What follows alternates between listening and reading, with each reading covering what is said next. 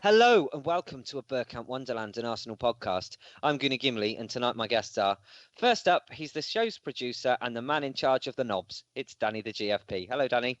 Is that the best you could do? To be honest with you, I've been in a rush this week. It's been snowing and I'm creating a phallus. Jeez. Do you ever wonder what if the people of Canada, like Jeff and Kelly, come over here and they saw the wall-to-wall media coverage of the snowstorm that's coming because one car has one flake of snow on it? They'd laugh. All I want to do is write cunt in our street in like 8-foot high letters so all the neighbours can see it. Build a bigger cock as I can in the garden. Last time it snowed, I believe we were at 6.5 foot. So I tried to beat that this year. Then I'm done. It can go. It's like I have my fun. Just do what I did once with when Sean was about 6 and it snowed. I paid all the kids in the local area to go and get the snow from everywhere and put it on my garden. That's awesome. I had snow until June on my garden. I didn't really, not till June, but I did do it. That's nice. Right, should we move on to the next guest? Give it a go. Soft satin sheets and a terrible barnet. It's Kris Carpenter. You're never going to live it down. You look like Nicky Clark. What have you done? Well, how long is it since I've spoken to you now? This has been properly. I haven't done you since someone fucking unleashed that hell. I just had some highlights done a little while ago. That's all. I'm a trend-setting fashion blazer. Oh, is this picture you I put in the remember. WhatsApp? Yeah, I thought it was an old picture of you from the It 80s. is. It is an old picture. It's off my Instagram when I had my hair done, which was about You looked 4 months terrible. ago. Literally, right. Me and Kate were sat in bed. I was scrolling down my Facebook and I saw it and I showed her and she turned around and she said, "What the fuck has he done with his hair?" Well, hello to Kate, and I love you all very much. Is it still like that, or have you changed it back to normal pirate? Sorry, when you say normal pirate, well, I mean it's growing out. I look a bit rough right now. I guess it needs a bit of a touch up. So you did look at Metallica and go, nice. Which member of Metallica has highlights? Oh, I don't know. The one on None the of guitar. them. The one on the guitar. Move on. We have to be nice to him because they've done an adaptation on his life on BBC at the moment called Taboo, and Tom Hardy plays Kris. Did you know that? Really? Yes. Not seen this. I presume it's a bloke with long hair and dodgy facial hair or something. He's a bit rugged. Okay. Pirate wankers. That's the ones. Does he play right back for the Pirates? I think he plays right back behind somebody. Definitely so. Right then, there's nothing like a shit beard to complement an equally shit haircut. Ladies and gentlemen, it's John Welsh. Hi, Gim. Your silence speaks volumes. Oh, the beard's gone, mate. I shaved it off. I've now got shit stubble instead. It's We terrible. must find something else to ridicule you with. Anything else you care to share? He looks a bit rapey when he hasn't got a beard, so we can call him Rapey John. Can we That's say true. rapey? It's before the watershed. Oh, think- fine. I think rapey's okay. It's technical term. It's fine.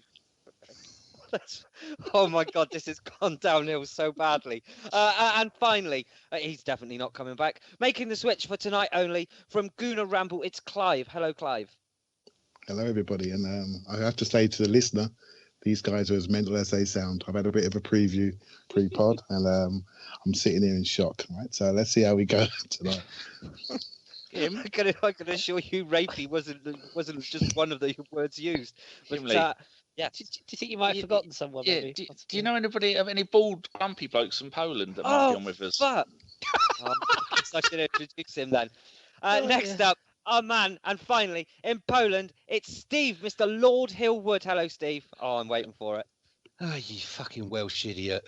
Oh, no. Good evening. I had to be grumpy. Well, wouldn't you be if it was -12 and you were sat here in your pants with no water in your block? How many inches have you got, Steve? Huh? How many inches have you got? What? No. You could hear the gears turning. Well, I thought I was getting proposition there for a minute. So all got a bit sort of Brokeback Mountain. As long as you hit the 3, you'll be all right. No, we don't do inches out here. We've got meters. We've got about 1.35 meters of snow out here at the moment. But life goes on as normal. You know, people driving their cars about on winter tyres. City just generally going to work as normal, and you know, clean pavements, lots of sand, and even dogs are going out for walks in coats with little boots on their feet. They snap their piss off when they're done. Yeah, exactly. Leave little yellow lollipops everywhere. Around here, it's ground to a halt, but people are still punching the nuns. Don't know why. We'll never find out. Danny, we'll start with you as we always do, with scores across the board and a loan watch. Okie dokie. Glenn Kamara has returned from Colchester with his tail between his legs. Never mind. And John Terrell has left Granada and gone to Glasgow Rangers, which was probably good. Shows the state of Scottish football, that they've just come all the way up through the leagues after being shunned to Division 4. And in their first season back in the Premier League, they're second. Dear, oh dear. So, yeah, it should be all right there, playing against half-decent quality players. And then, other than Celtic, you've got the rest of the teams. Actually, we have to include Aberdeen, because we have a mate, don't we, Kris, who's an Aberdeen fan. We do. We do indeed. Huddart's loan at conference side Eastleigh has ended. He played, I think, 7 games. Super Dan Crowley has decided to go to Holland, and he is now playing for Go Ahead Eagles on loan. They are rock bottom. They are the Hull City of the Dutch league. So good luck doing anything with them, my old fruit. And an odd one, Cohen, Cohen, Cohen Bramble. We got him from Hensford Town. The deal's gone through, and he's taking shirt number 85. I think that may well be the highest shirt number Arsenal have ever had. Because in all over Italy and France, you can have whatever number you want. But in this country, it's shunned upon. You've got to kind of keep the numbers low. Because obviously, if I played, I'd have number 88, wouldn't I? What, Stone? 2 fat ladies. Well, soon to be 1 fat lady. I'm off the cheesecake. Right, Wilshire not played a single game this year because one was against us, so we couldn't play, and the other one didn't play in their FA Cup defeat. Super Callum Chambers, he played in the 90 minutes 0-0 draw with Leicester, and he played in the 90 minutes in a 3-0 win over Sheffield Wednesday, which they said he played at right back. Isn't he doing quite well there? Well, I've heard from plenty of people that he's doing very well. He's now played 11 consecutive full games for them in the Premier League, which is fantastic. That's what we call a loan. When I moan that I want people to go out on loan and have a decent loan, that's what I'm on about. You're regular first team player and you're playing 90 minutes week in, week out. None of that nonsense where you've gone there for a year and you've had one. I mean, we'll come to the end of this and you'll see what I'm on about. Good luck with this one. Plegalu Zuwelewelu has played 71 minutes of football since the beginning of December for Mallorca. What's the point in being there? Oh, Takuma Asano, he has played 9 wonderful phrase. Yes. How can you say that one right and none of the others? I can say German. Oddly, Japanese and German stuff I can say right. I don't think again. My granddad was Italian, and he did play for the other side in World War II. Who's and so did the Japanese and the Germans. Fella Danny, how do you pronounce his name? Plegalu Zimbabwean international. We have got Alex Ryobi on left wing. Right. You know the drill. Takumo, yeah, any Japanese or German words, I can say them brilliantly, and a few English ones. Can't do Welsh, though. Jesus. He has played 9 consecutive games for Stuttgart in Division 2, and he has got 2 goals and 3 assists, and he's playing usually left wing or right wing. Next one is Mr. Chesney. He's played every single game for Roma this season, the full 90 minutes, and he has had 6 clean sheets in 19 games, and they've won 5 of the last 6, and the only one they lost was to Juventus, wasn't it, John? And apparently you said that he played all right against them. Yeah, he's played very well. They want to sign him, so I don't know. Maybe we'll talk about that a bit later because the money they're offering, I think we should get more for him personally. But there you go. How much are they offering? I think the talk was something like 14 million. Take it. Million.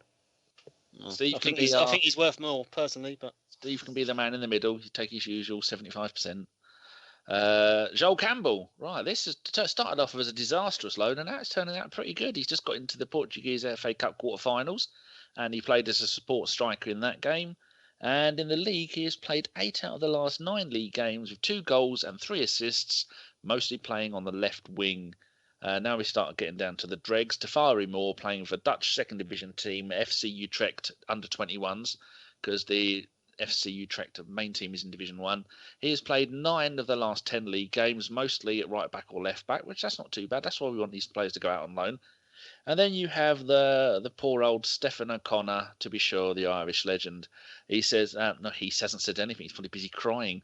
Playing in the Dutch second division with MVV Maastricht, he has come on as a 90th minute sub 3 times this season in 19 games. And each time he's played 1 minute 3 times. Why the fuck is he there? What's he doing? No point. Kalichi, unpronounceable surname. Someone told me how to say that on YouTube, and I forgotten how to say it. Is also at the same club, and he started 5 of the last 7 games, playing mainly as a right midfielder.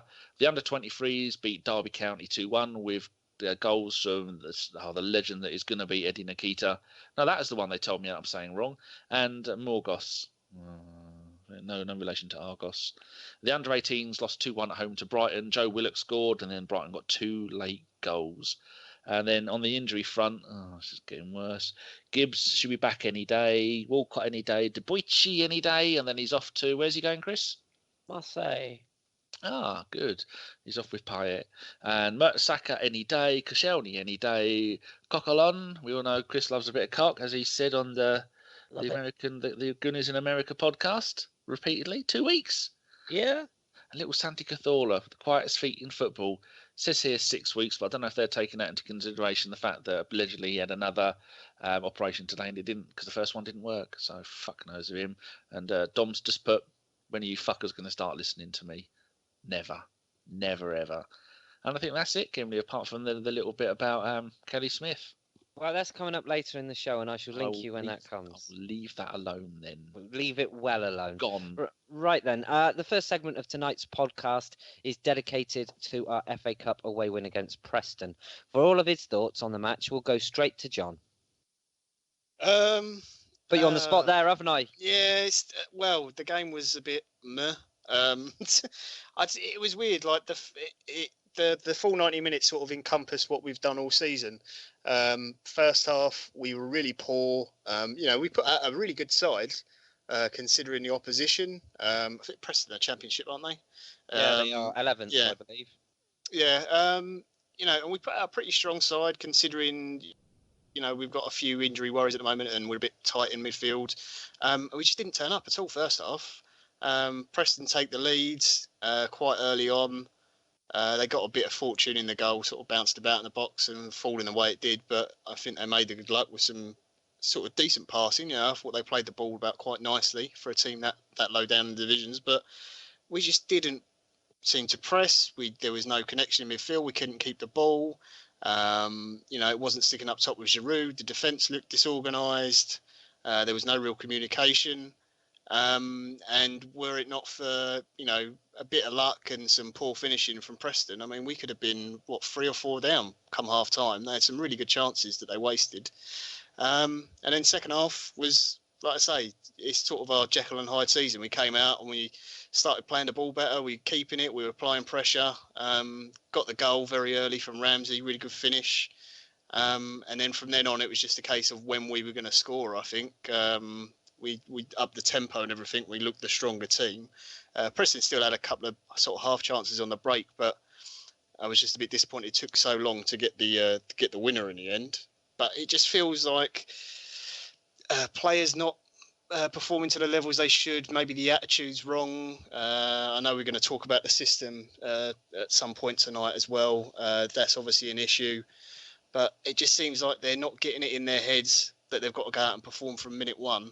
And this game was another example of it. And some really strange tactical decisions as well. Like the youngest player in the team was Maitland-Niles at right back, and you're putting Perez in front of him, who wasn't covering him defensively, and he's facing up against Aidan McGeady, who is a guy who's played Champions League level football. And it's probably, he's probably still good enough to play in the Premier League, to be perfectly honest. And he got absolutely no help, and that poor kid got roasted most of the game.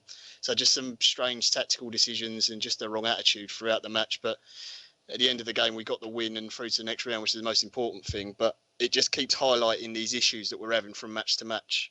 And didn't he make all the substitutes quite late as well, John? Yeah. 82nd minute was the earliest sub, something like that, I think. Yeah, I think the plan was Welbeck was going to get sort of 30 minutes, but because, we're chasing the game and trying to get ahead and we didn't want to replay, obviously the fixture schedule was going to start piling up again. I didn't think he wanted to throw him on. He looked good when he came on, Danny. That was I think the biggest plus out of the game was that Welbeck, back in the squad, managed to get some minutes under his belt. And I think that gives us a real decent option in those wide areas where we haven't been quite sure. Maybe we'd always have one player, we're definite on, and then the other one we're not so convinced about. So hopefully Welbeck can be eased back into it. But yeah, just all round, pleased to get through, but just the performance overall, it was, again, very disappointing. Yeah, I know, I agree. Clive, we'll go to you next. What were your thoughts when Robinson scored the opener? Well, I was disgusted about our performance really, and it's been going on since probably City and Everton. We've not been able to string a consistent half together. So a consistent game. We've been good in the first half against Everton, good in the first half against City, terrible second half. And then if you bring it forward slightly into Bournemouth and Preston, the first halves were shocking. The second halves were better to get us into some sort of position. But I mean, we all support Arsenal Football Club, right? Professional football club. And watching that first half was Arsenal unprofessional football club, in my opinion. It was everything was wrong. We had no pressure on the ball. We had no partnerships on the pitch. You spoke about Maitland-Niles. I mean, he's very, very quick, but he was making bad decisions. When he's going in to press the ball, he wasn't sort of bending his legs and really adjusting his feet, and he was so easy to go past. And then when you see him do his recovery sprint, you think, wow, he's as quick as anybody. Why isn't he better coached, right, when you go into the challenge? On the other side, we've got the experienced fullback in Monreal, and he's the wrong side of his defender. The guy skipped through our midfield too. There's no issue dribbling past Ramsey and Xhaka. Ball inside the fullback, a bit of a bouncing ball across our area, and it ends up in our net. And we're sort of watching. I didn't go to the game. We're watching the TV screen, and we're thinking, well, what's going on here? We are way better than these, and they're actually killing us, right? So, and my overall emotion was, why is this suddenly happening? We're not being as what I call athletic and as quick enough across the ground to discourage these teams. We're playing what I call like passive horseshoe football round around the back line. Then we lose it, and then we're running back towards our goal. And we've got, obviously new partnerships in Mustafi and Gabriel. We've got new partnerships out wide. And I just think we need to treat the game with a lot more respect early on, treat the opposition with more respect. And, when you play these championship teams, one of the things you have to do is really earn the right to play. And I felt we were disrespectful to Preston, and we were very, very lucky. They didn't quite have the composure in the last third to really punish us. So when it got to half time, I looked at it and thought, well, we've got away with it. And I think, even though we're all thinking, even though we played bad, I think we knew that they probably missed their chance, and it sort of went from there. Steve, we've all spoken about tactics tonight and how we think the tactics at the club or the tactics that Arsene Wenger is giving to the players are possibly wrong. This season, we've seen a lot of bad first half performances and better second half performances. Why do you think that is? It's very difficult because there is one obvious answer, but it's not so obvious. I mean, you could say, for example, I think Clive's very right, hit the nail on the head, Arsenal unprofessional football club. I think they came, a comment by Aaron Ramsey just outlines what Clive said. He said, when he's been interviewed afterwards, he said, they surprised us. They were very quick to ball. They surprised us. Well, I mean, Aaron, come on. It's their fucking cup final. They're playing the Arsenal. Of course they're going to be up for it. And they're at home in front of their own fans. They've got nothing to lose. If they get spanked 10-0 by us, everyone will say, oh, well, it was multi-million-pound Arsenal. They've got Alexis Sanchez and, this person on the pitch and that person on the pitch. They've got nothing to lose. All the pressure, there's no pressure on them at all. We disrespected them by showing up thinking we were going to walk it. And I think we've seen that consistently, not just this season, but in previous seasons where we've had games against teams which are allegedly not as good as us, and we decide that we're going to walk it, and we don't show up, and we get caned like we did against Monaco, or we nearly got caned versus Preston, and there's been a few other notable examples. But for me, I think the biggest problem is that the system we play leaves such massive gaps, and we've got people who aren't mobile enough to cover that ground. You've got two people who should be covering the ground for four people. I mean, we're going to come on to tactics later, but that's essentially the biggest problem. And one of my biggest problems is this, and I refer to this as escorting, and I don't mean outbrassing. Is that you see players up the pitch, usually Coquelin, where he shouldn't be up there, trying to win the ball high up the pitch. The problem is when he gets it, he inevitably gives it away. And all of a sudden, there's a break on. And people are running back. Not only are they not quick enough to get back into position or not snap back to position to take shape to defend against the ball, but they're running alongside players, not tackling them. Now, if you've got a breakaway on and a player is in the last third of his own half, you foul him. You foul him because it's very unlikely you'll get booked or sent off there. You take the chance you won't get the booking. You give away a free kick. You stop the breakaway. Our players aren't doing this. They're running alongside them, almost like showing them with their hands. Oh, you go this way, run into the area. Your mate's over there. My mate's not caught him up yet either. Pass it to him and see if you can score. It's ridiculous, you know. And we're not tackling. We're not being athletic enough. We're not being physical enough. And I actually wondering as well whether, when you look at our playing staff, if you compare the physicality of our midfield and our defence to, say, midfield of, and I'm going to say it, Tottenham's, you can see that our people are very, very slight. And slow. Yeah, slight and slow. And, you know, if you get barged off the ball by Kyle Walker, you're going to know about it. If you get barged out the way by Dyer, you'll know about it. Xhaka looks very slow. Aaron Ramsey has only just come back really to sort of his first full game. He's never sort of been, you know, Peter Story, and he's never going to be. And that's the problem. And Coquelin, who should be sat in front of the back four, sweeping, breaking up moves and giving the ball to Xhaka to operate from deep. No, he's not doing that. He's playing Alex Song, fucking around up in the last third of the pitch, inevitably either messing a move up or losing the ball. And he'd be better off to sit back in front of the back four and sweep across the line, because he has got a bit of pace and maybe he could do some of the job. But, you know, for me, it's the system that's at fault and it's the attitude. No, that's fair enough. Kris, pretty much the same question to you. We've all spoken about tactics. Where do you think it's going wrong? Well, excuse me. I think there's merit in what everybody has said already. I think there's small pieces that are making a bit of a piggledy jigsaw at the moment. I do feel that some of our players that even some of the players that we've signed, I feel like we've signed them having impressed at the clubs we signed them from doing one role, and then we brought them into our club and we've sort of tried to transform them. It's a difficult one because I know there's been some success stories of Arsene Wenger transitioning players into other things. You know, Lauren came as a right midfielder and ended up as one of the best right backs the country's seen. Thierry Henry is the obvious sort of standout player who came as a sort of a wide player and ended up as one of the best centre forwards we've ever had. You know, even Freddie Ljungberg was signed as a number 10 and played out wide. So I do understand that sometimes playing players slightly out of position, different roles. If they're good enough, he always signs players that are technically good enough. Then he does play them out of position. But as John highlighted, when you put in a player like Ainsley Maitland-Niles, you know, who is a flair. Yes, indeed.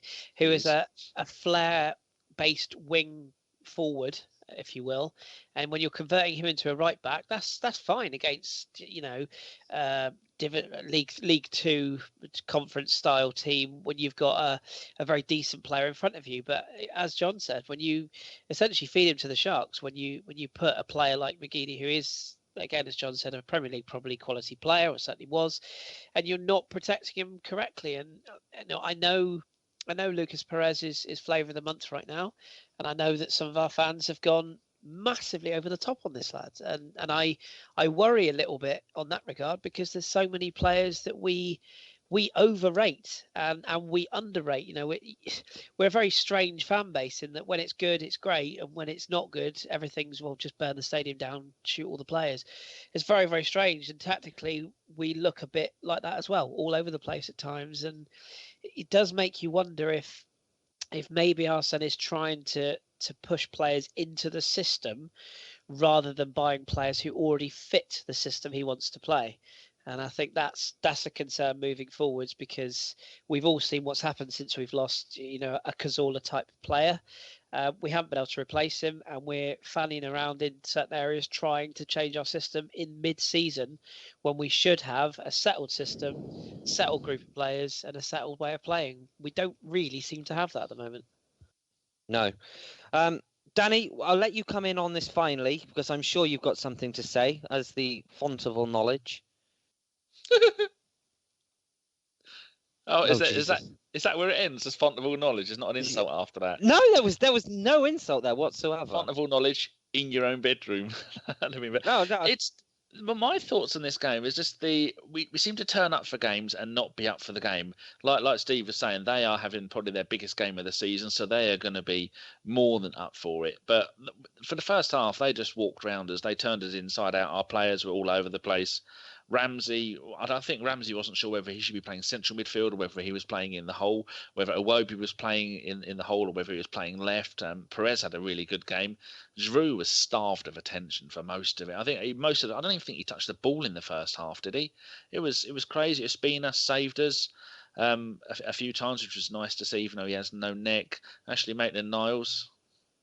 Conservative. Thank you very much. He's all right, but he's not a right back, people. But he's still got an opt rating of 7.7, which was our along with Perez, it was our second best player on the night. And that's a bloke who's only ever played right back, like I've said a few times. I think he's played it once for the reserves. He's trained there once. And other than this season, he's never played there. He's never been in the first team to play there before. So, I mean, he did a good job at centre back. Gabriel, I'm never really happy about Gabriel. But as for what we do, it's just the same old stuff, isn't it?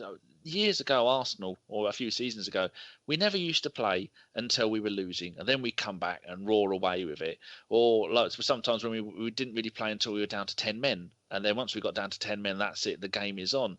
It's just the same shit season in, season out for years and years now. And I've got no idea why. This is why aren't the players going out there and playing with their heart and knowing what they're doing with some organisation from the moment the whistle blows. When we come out the second half and we look like a much better team. I think they expected to come and have a much better second half than they did. I think maybe the occasion got to them a little bit.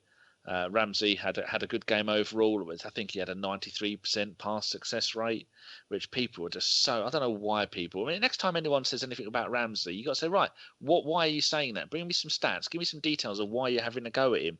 Oh, it says on this one 88% success rate and pass success rate with 3 tackles and a rating of 8.33. So. Why they keep doing it, I don't know, which is why I say that I've said it last week and I'll keep on saying it, if you change every single thing about the Arsenal and we still have the same problems this time of year, then and then the one common denominator is the manager. Well, there you go, that's the problem. Either he's not getting them up for the games or he's not making them aware of the opposition enough before the games. And I don't know what the problem is, but I just watch that game and I just laugh at it and go, we're just so shit, it is unbelievable. We didn't deserve to win that game, but it's an absolute terrible game, and this sort of shit is just going to continue. But we all expect it, don't we? When this sort of stuff happens, we don't go, oh my god, I can't believe it, Arsenal shit their pants in a game. It's no, it happens all the time. We're used to it. We'll have a good start to the season, we might have a good end to the season, but when it comes to the middle bit, shit. Yeah. Now, we'll talk about the Aaron Ramsey goal then. And some of us, were critical of him last week, whether we'd be able to see where he fits into the squad and maybe even possibly suggesting that Jack Wilshere was probably more deserving of a place when he comes back from Bournemouth. But yes, this goal. He really needed to perform, and we know that Aaron Ramsey is a confidence player. So, Clive, what did you make of the goal, and what do you think of Aaron Ramsey as a player? Oh, well, I must admit, Aaron Ramsey is probably the one player that gives me the most sort of issues, really, trying to work him out. What is he? What's his best position? What's his best system? I think it's quite interesting you said that, he got confidence from the goal. And that maybe tells you what he thinks about himself, what he thinks about his own sort of, individual profile and psychology regarding to football. He, since 2014 season, he's really maybe looked at himself and identified himself as more of a goal-scoring box-to-box midfielder. But maybe in the system that we currently play, we need something a bit more. We need a bit more control. We need a bit more physicality. We need a bit more mobility defensively rather than offensively. And then we tend to leave the goal scoring to the front four, per se. The number 10, the 2 wide men, the centre forward. But you could see visibly in this game, in the first half, he almost epitomised Arsenal's performance. In the first half, he was being run past. He wasn't close enough to people. His passing was indifferent, but he wasn't the only one. Only maybe Perez and Iwobi come off the pitch of any sort of credit in the first half. And come the second half, he's got the ball on the edge of the area. Perez has done a nice soft touch to Iwobi. He's retained it, popped it back to Ramsey. He's got it out of his feet really beautifully, and he struck it into the net. And it's like, wow, first goal since March. Right? I know he hasn't had a lot of start, but it's his first half goal since last March. And you could see suddenly since then, the ball was sort of flowing through him. And what happens when he's not confident? His technique, he tends to not trust it. He tends to have many touches. And he tends to have a lot of safe passes. And then people quote the statistics afterwards and say he's had like 80 passes. I always look about his influence and impact, and I find it inconsistent. But you could see from the moment he scored that goal, he started to move. The ball was going through him much more quickly, and he was adding to how we play. And I always say that we play with a flow, and as soon as you stop that flow, we become targets for the tackle. We're not the biggest team. You know, ever since Everton, really, in the second half, they upped their physicality against us, and they won the game. City did it second half. In the away games, Bournemouth did it in the first half. They outran us. Preston did it in the first half. They really did bully us about. And it's late in games when we get into games and push people back that we're actually getting on top of people. But that's a concern to me that physically we're being matched and it's sometimes being overmatched. And it takes a while for our technique and our flow to get going. But once it did, Ramsey was at the centre of it. And along with him and Xhaka, they could sit just in front of the push-back press and defence, rotate the ball around from a much higher up position and be really threatening and take chances to cross, shoot, pass, run into the box. And they really epitomised our sort of authority in the second half. So I think Ramsey is a definite one I'm not sure about. And I have a debate on my own podcast.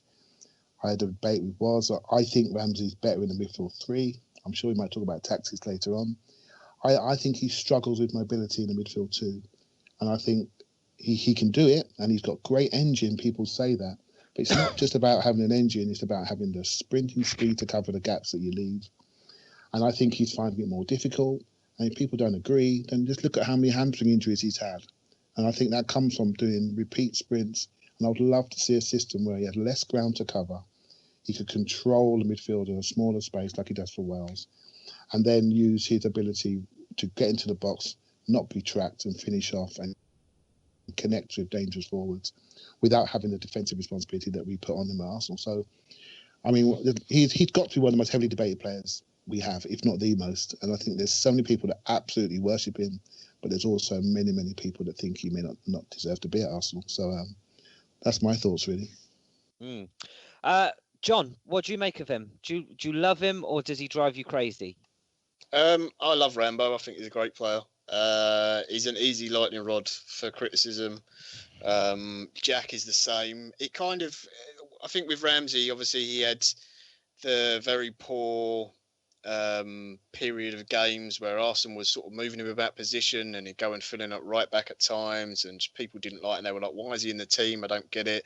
And everyone wanted to see Jack Wilshere, and that there was this sort of weird myth going around that because Ramsey was in the side, Jack couldn't play, when actually it was just Jack was injured and Ramsey was fit, so he was available.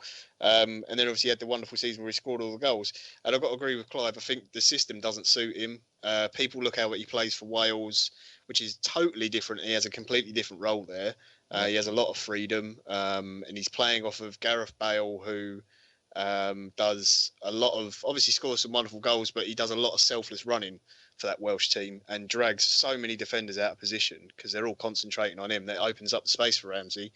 But you can see in games, obviously this was Preston, you saw a great goal there. You've seen some of the goals he scored. And when he makes those late runs into the box, he's a real threat.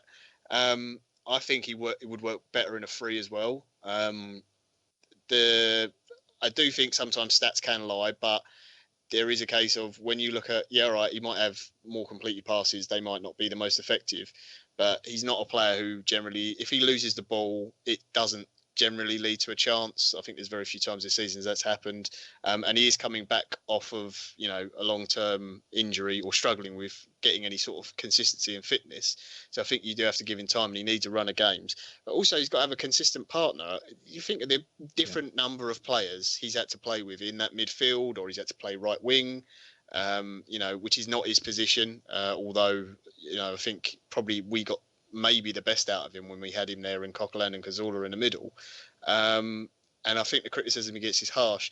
The issue is that if we're not going to change the system and everything is going to be played around Ozil, which you assume would be the case if he signs the contract, then do you keep Ramsey or do you cash in for him? Because I think lots of Arsenal fans who don't like him, if you saw him playing in another team where he played in a system that does suit him, we'd all be crying out to sign a player like that and going, oh, why can't we have someone like that in our midfield? Because then you'd see the best of him. But at the moment, he's not going to get that. So I don't know. It's just difficult for him. I think that's the case with not just him, but a lot of our players. The system doesn't suit it. When Cazorla's there, I think it's probably our best team. And what we've done is we've just gone, oh, Santi's out. It's okay. We'll just put other players in there rather than going, oh, actually, the whole system kind of falls apart without him in the team and Ozil and the link-up they had in that midfield. So actually, maybe if we look at our players and go, well, if we change the system, then we'll get the best out of the players we've got until Santi's back. But we're just not doing that. So I think the criticism of Ramsey's harsh, but he's always going to get it. I muted myself. My bad. Next, we're going to speak to Kris and Steve. Someone that we are seeing perform to the best of their ability is Lucas Perez. Kris, we'll start with you. He's been fantastic, hasn't he, last couple of games? He has. Yeah, interesting that you'd come to me on this one, because I'm probably in the very, very large minority here, but I remain very unconvinced with the hype that surrounds him at the moment, and that's not to say that he's not been, as you quite rightly say, fantastic the last few games. He really has.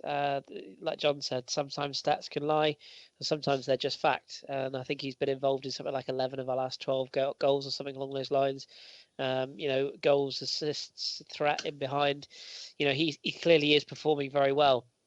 I think the couple of issues that I have maybe, and these are not his fault, as I touched on earlier on, the fan base, I think, do have a tendency to go way overboard on a player who, let's not forget, we signed 4 months ago, who came in, who was a player who was heavily courted by both Everton and West Brom. Now, I appreciate they are giant Champions League contenders, both of them, but if you'd have said, I don't know, the likes when we were linked with my mate Cavani, for example, previously, if you just said, oh, well, you can't have Cavani, but you can have a lad at Deportivo that, let's be perfectly honest, other than sad people like myself and John that maybe would watch a lot of games overseas, hadn't ever heard of him, if they're completely honest, I think the fan base would have been very, very split at that particular point. Now, all of a sudden, the lads come in, he's got a few goals, he's performed quite well recently, and now everyone's saying that he's world class and he has to be in every starting lineup and he should be playing every week.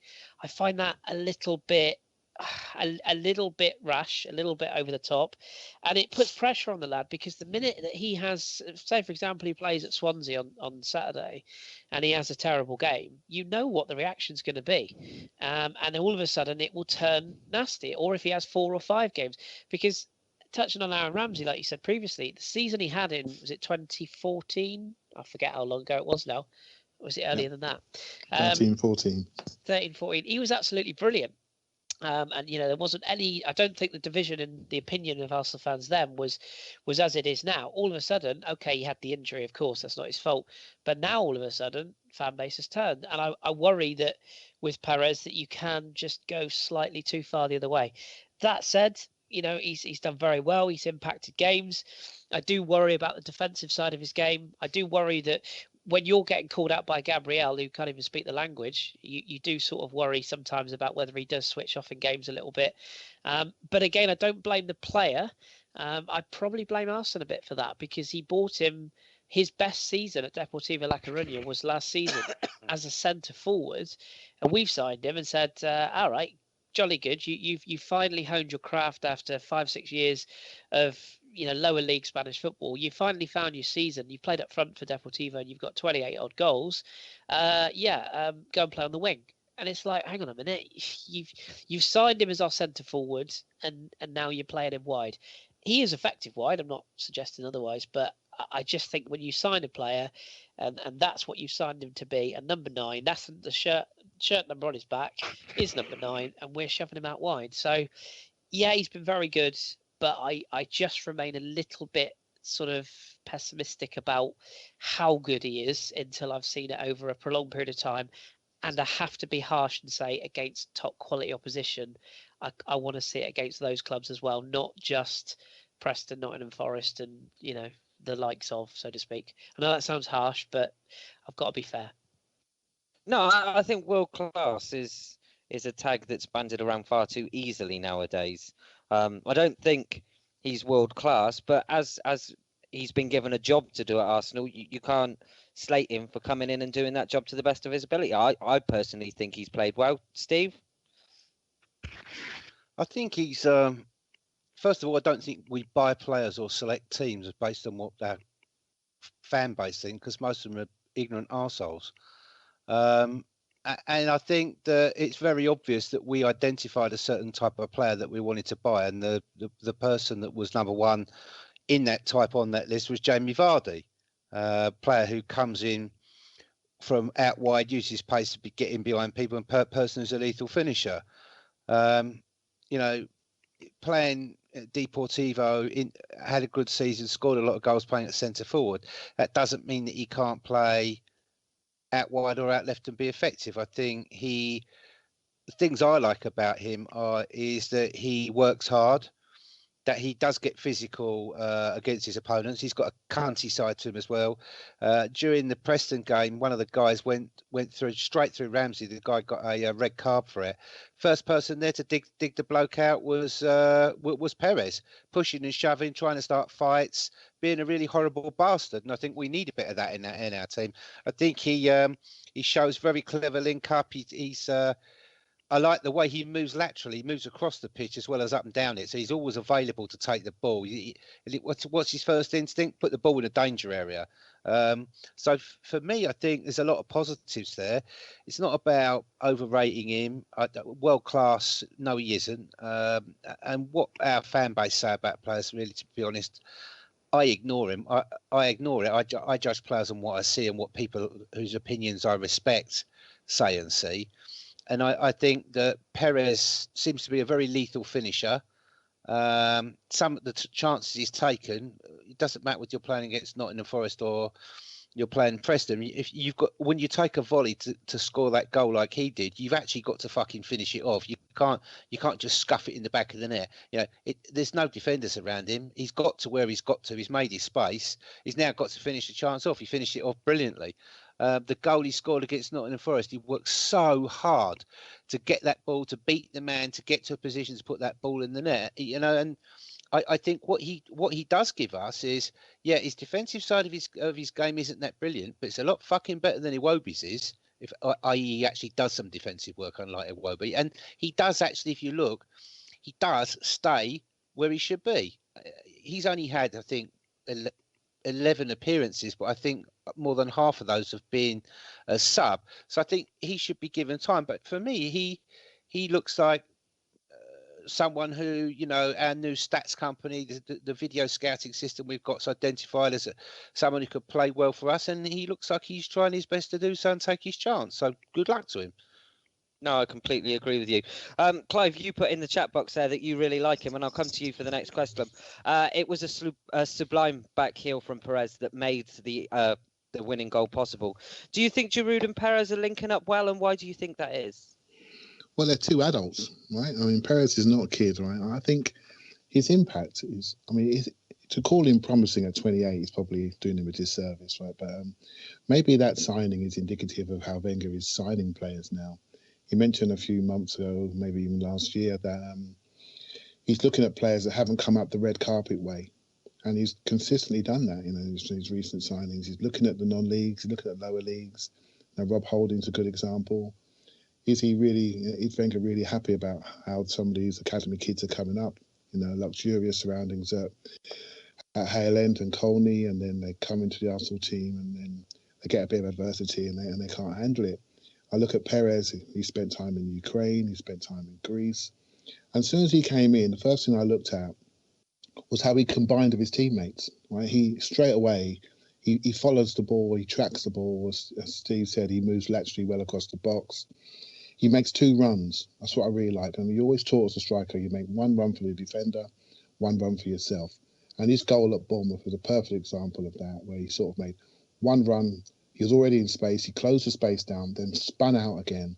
So when the ball arrived at him, he was back in the space which he vacated, and he had time to volley it in. And the finish, I mean, that sort of finish does not belong on our bench, right? So you got to say to yourself, that is a quality goal. And so that player has fought his way through many, many countries to get to Arsenal. He's here.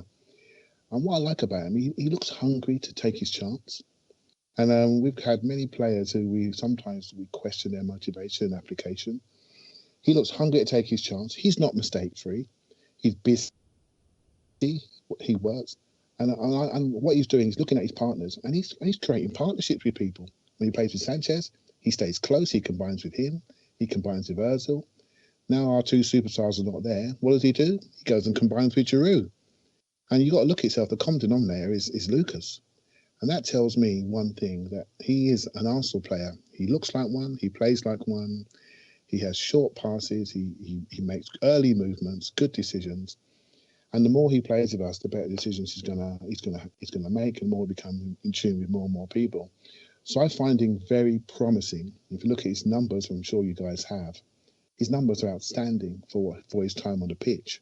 Right? His goals and assist rate is huge. Right? So I like him. I like him. I'm not saying he's the answer to all our dreams, right? You know, we all got. Well, I love a Marco Reus, for example, but it's not going to happen. But I look at if you look at the fact that maybe everyone thought we weren't too sure about him, but you look at Joel Campbell's gone away, and he's a similar left-footed forward, either up front or from the sides. And I think he's been more effective than Joel Campbell was. And if it wasn't for that terrible tackle at Reading, we may have already seen him further down the path to his development at Arsenal his first season. So I think it's promising next few weeks, but he's got a lot of competition now because our forwards are all getting fit. So it'll be interesting to see how he goes. I mean, that's a very good comparison that you've likened him to there with Joel Campbell, because I think when Joel Campbell was loaned out in the summer, we were all kind of scratching our heads as if to say, I remember doing the podcast where everyone was going, it seems like a little bit of a silly decision. Obviously, there must be some kind of a plan there. If Lucas Perez was that plan, John, what comparisons do you draw, and which one would you rather have? Between Lucas and Joel Campbell, right now, I kind of agree with Kris a little bit, though. I do think the hype around him is a little bit too high at the moment. But I get that because we're trying to look for positives in what have been some poor performances the last couple of games, despite getting wins when we needed them. But I think he offers a bit more than Joel does, just in terms of him as a goal threat. And I'd feel more confident if we had to play Lucas up front than say we did Joel Campbell, whereas obviously he's performed up front for oh God, what country does he play for? It's completely gone blank. Deportivo, he played for last season. Costa Rica, yeah. Sorry, yeah. So like Joel Campbell did that, he played up front for them, but I'd rather see Lucas in there. I think he's a better finisher.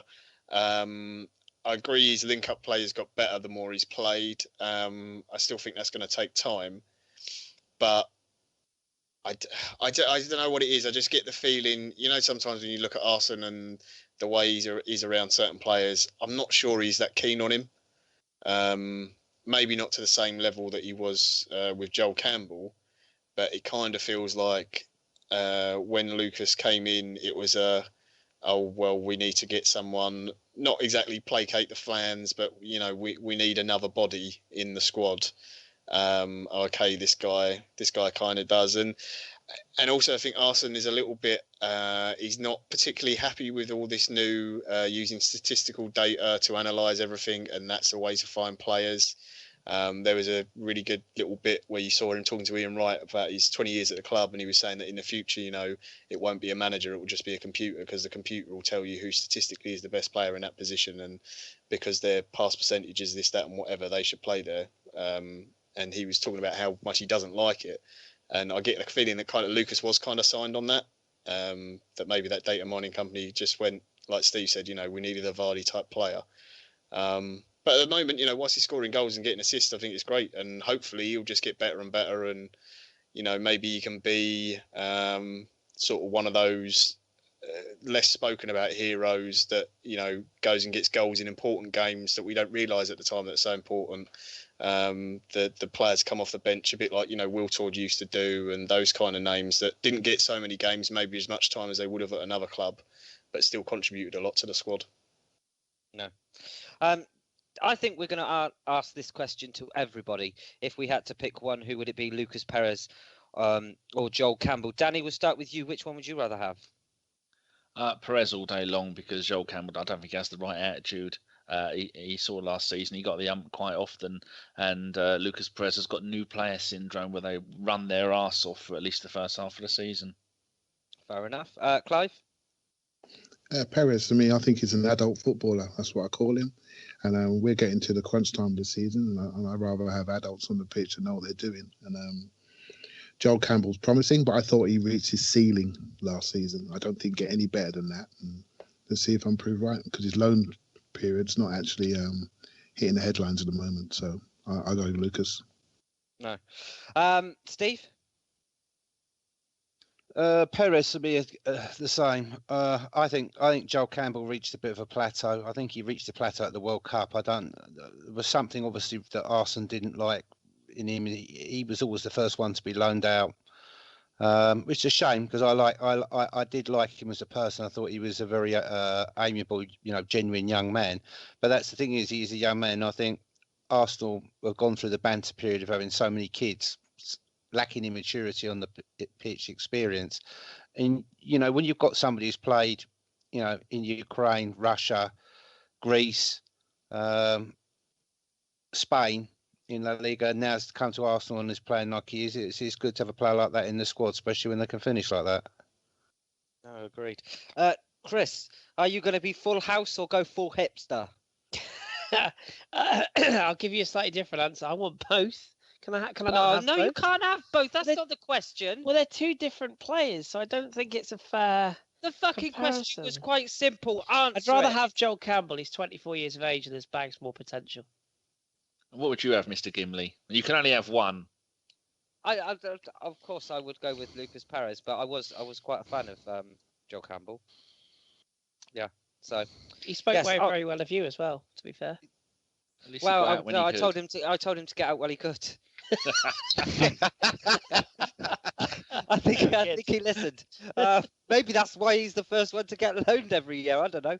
Anyway, they asked him at the airport. They said, "Why did you leave Arsenal?" Well, this fucking ginger cunt. I got off the train. I'm not ginger. I'm a big cunt, but I'm not ginger.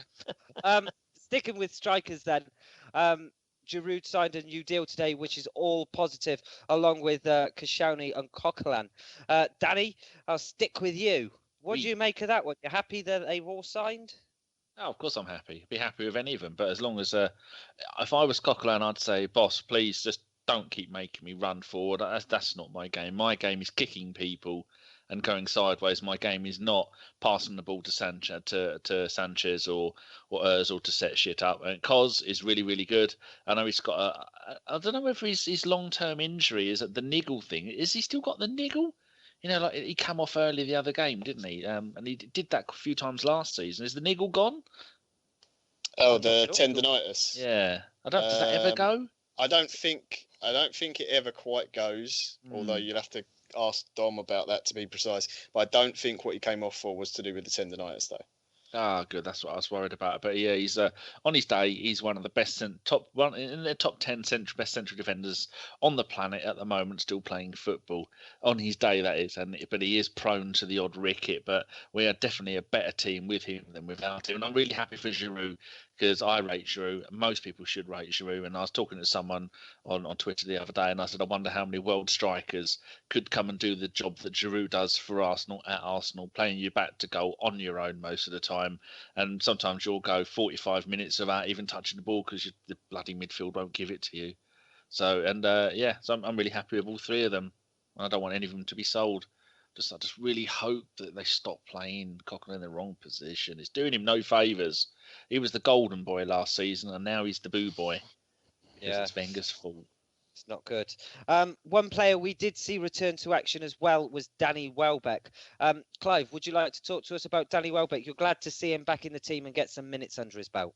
Yeah, absolutely right. And if I close my eyes and pick my first 11 Arsenal team, if everyone's fit and healthy, Danny Welbeck's in it on the left-hand side. I mean, that's how much I rate him. I think he's missed 17 of the last 20 months, and that's a long time in football. And I'm really hoping he stays fit. And we've got to be careful because that length of time, it might take 3 or 4 months till he gets back to his, top game. But all of us are secretly hoping he's just going to be back because he's a naturally fit boy. He looks really strong. And he came back really, really well last season and became quite pivotal quickly, very, very quickly until he hurt himself tackling back. And I just wish that we lost Theo that same way, tackling back, cruciate. We lose Welbeck, cruciate, very similar way. And it's a lot of football they lose. So I'm a huge fan of him. I think he brings a natural intensity and work ethic. We talk about this pressing game. Well, Danny Welbeck's done that without Jurgen Klopp behind him. He's done it all his career. His work rate is really strong. He can hold the ball, but he can also combine and he can also run the channels. His finishing's not great. It's not as maybe as efficient as Sanchez or Lucas or anybody really. He doesn't score masses of goals, but I don't find many Arsenal fans that don't really like him. We all sort of like him, and that's just due to the fact of how he plays the game. And I think sometimes hard work and application can really transmit itself to the terraces and to the TV screen, and that's why he's one of my favourites. So, I'm really pleased to see him back. I thought that when he signed, there was like almost a massive exhale of air from Arsenal fans. They're just like, oh, Jesus Christ, what have we bought here? But I think since he's come in, he's really endeared himself to the fans. He's scored some really good goals. And I think as a fan, all you want to see is a player try. I mean, you could get humped 2-0 and nobody wants to lose. But as long as they tried and as long as they turned up, they played and gave it their all, it makes it that little bit better. And I think with Danny Welbeck, you're always going to get 100%. I think, it's been so long since we've all seen him play. And since between the two injuries, the passage of play that he had, he was fantastic. He scored the winning goal against Leicester, and we all thought that he was going to kick on and big things. But we're a year behind that, so let's hope he does kick on. I mean, we've got some great strikers now. We've gone from moaning about not having anyone of any note up front. Giroud has almost aged like a fine wine. You've got Perez who can play on the wing or up front. He scored goals for us. He's got it in the bag. We've got Sanchez as well, who up to the last few games was having a good season. And you've also got Welbeck back in the mix. So Kris, why was it reported in the newspapers this week that we were after some kid from Italy called Belotti? I've got here, ask the hipster.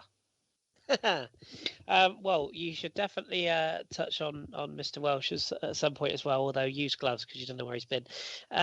He's had a shave now. He's all right. Oh, he's all right. Yeah, you can't cover the rash when you shave the hair off.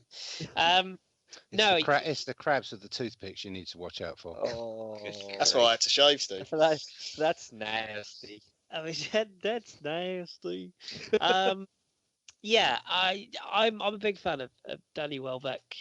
First of all, I mean he's not your almost like what we said about with Perez. He came in at a time where we probably needed a body.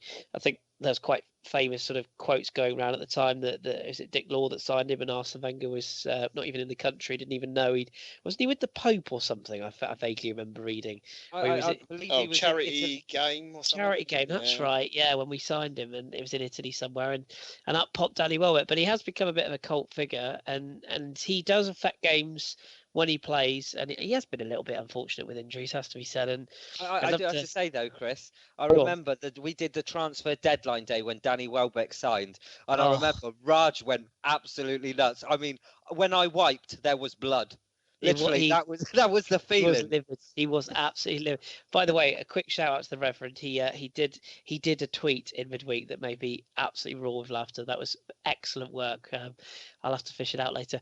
But I think Yeah, Welbeck's definitely a a very useful player to have around the squad. He's come back at a good time. I think he's probably ahead of schedule. I don't think we really expected to see him quite this soon. And if he can get, as the guys have said, if he can get a few games under his belt now and build the fitness and then really come on strong towards the end of this month and have a good end of the season, he could get us what I call the Christopher Wray syndrome, where you get us those 5 or 6 goals that could mean a lot towards either winning a cup or progressing deep in Europe, or heaven forbid being in the title race. So his goals will become crucial. On Andrea Bellotti, John and I both big fans. I think it's fair to say. I mean, this season has been his kind of breakout season, but people forget he was very good last season. The only difference is this year he really has added the goals to the performances, but he was one of Torino's strongest performers last season. I think he turned out for them 35 times. He got 12 goals.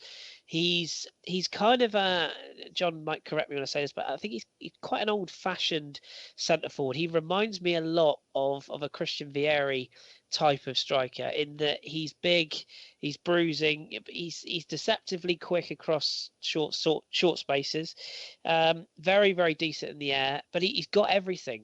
I don't know if he is both-footed, but I've seen him finish with both feet, and he's a real presence. And Torino slapped this huge, is it £100 million buyout clause, John? I think it's 100 million. 100 million euros. 100 million euros. Only Wow. for non-Italian clubs. That's right, which is mainly because they, I think they're looking to sell to Juve or someone similar, I would guess, to maximise the revenue. But yeah, I mean, he's come on leaps and bounds, and he will be probably, I think it's fair to say, Italy's main centre forward in the coming years, and the centre forward they'll build on. And at 23, he's only going to get better. I don't personally believe the rumours that we put in a bid at all. I think it's a load of complete nonsense. I think maybe the Torino chairman is looking to test the water ahead of the summer, perhaps, and just sort of see how many clubs would have shifted forwards when they heard a club of our size were interested. That's not to say we're not interested, because he's one of the best players in Europe right now. So if we weren't interested, I'd want to know why. But I don't think, as long as Olivier Giroud's at the club, I don't think we would go in for him. I do have a horrible feeling he might fancy a trip to Conte's rabble at Chelsea at some point, because he does seem to fit what he would do. But again, I think that would be dependent upon Diego Costa. I could also weirdly see him in a Mourinho side, and that's a horrible thought. But I would quite happily throw to John at this point, and he can give you a bit more on Bellotti.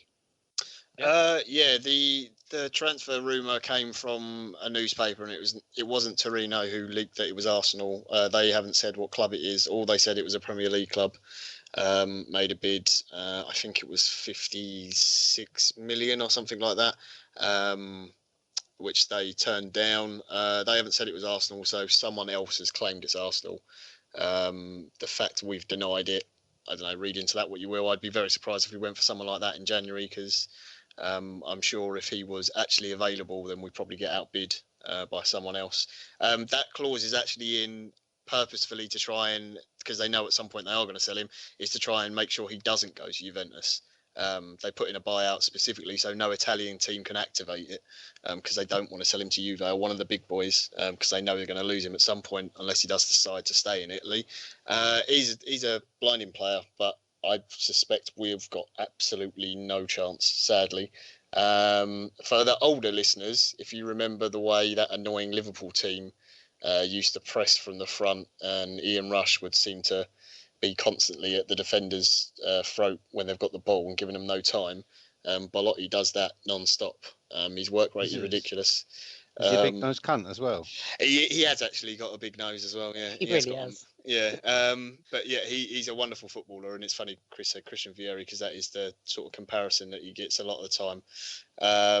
I'll tell you one thing he probably hasn't got. What's that? Blonde highlights. Terrible hair. Can read you like a book. His like hair a is book. pretty bad. You can. I think the reason why Arsenal have probably been linked to him is because we've had a scout at Torino. I think it's been watching Joe Hart most of the season. But there's been Premier League scouts at pretty much every single Torino game all season long, watching them, and another team as well in Italy, Atalanta, who've got lots and lots of young players, exciting forwards. But I think we've actually been there watching Joe Hart, not watching Bellotti. So Oh, sadly, I that's doubt we're going to Joe- get him. We Joe Hart.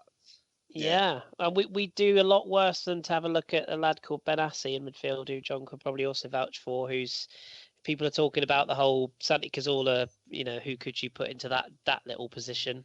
This kid Benassi is he's been fans' favourite player this season. John, he's been like really highly rated. He's 22 years of age, and if you're looking at a young player who could fit in, he's another one to just keep your ears to the ground on.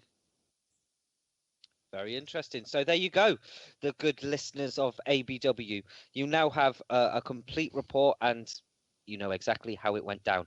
Steve, I'm going to go over to you next because I know you want to do a little bit about tactics. Danny's too basic to even comprehend answering the question. As he's put in the group, his answer would just be shoot more. So if you'd like to kick us off with a little bit more intelligence than what Danny's showing. Yeah, I mean, one of the reasons why I think quite a few of us wanted to talk about this in the podcast is there's been, if you like, the terrible half syndrome which we've had recently, where we've had games where we've either been appalling in the first half or appalling in the second half, leaving things till late or things going horribly wrong. But when you actually step back from looking at what's gone on in games and you rewatch games knowing the result without that angst and without that fear and passion, you're looking at things and trying to understand what went on and why things occurred and why they went wrong. And I think, first of all, it's very obvious that our system is designed to give Mesut Ozil the role at number 10. And I think that in itself creates massive problems in the fact that having him play just in behind the front three, not defending, leaves us very light in midfield.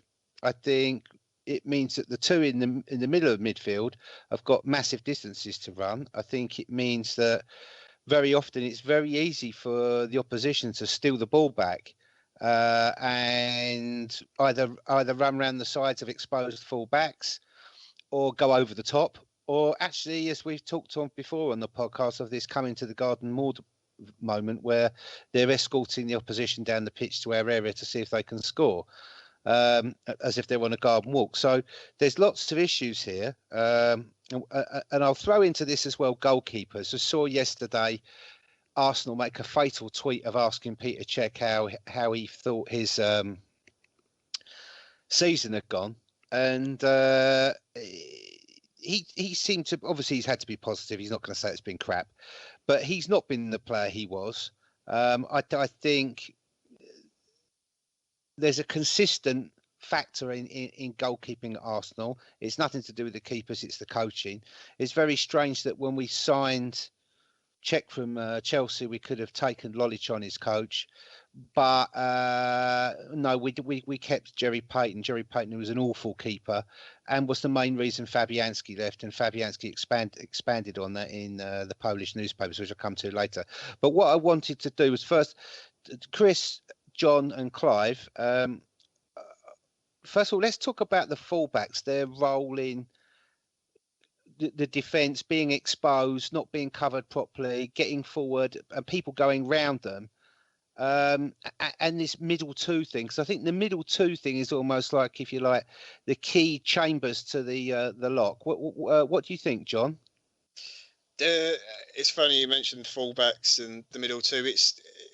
Our system now is so based around, as you said, Mesut Ozil, and that number 10 role that, people put up the formation as 4-2-3-1, and that, if we're defending, we've got this 3-man midfield, and it's complete nonsense. We don't. We have a 2-man midfield against Premier League sides that generally these days, lots of people have all gone to the 3-man midfield system.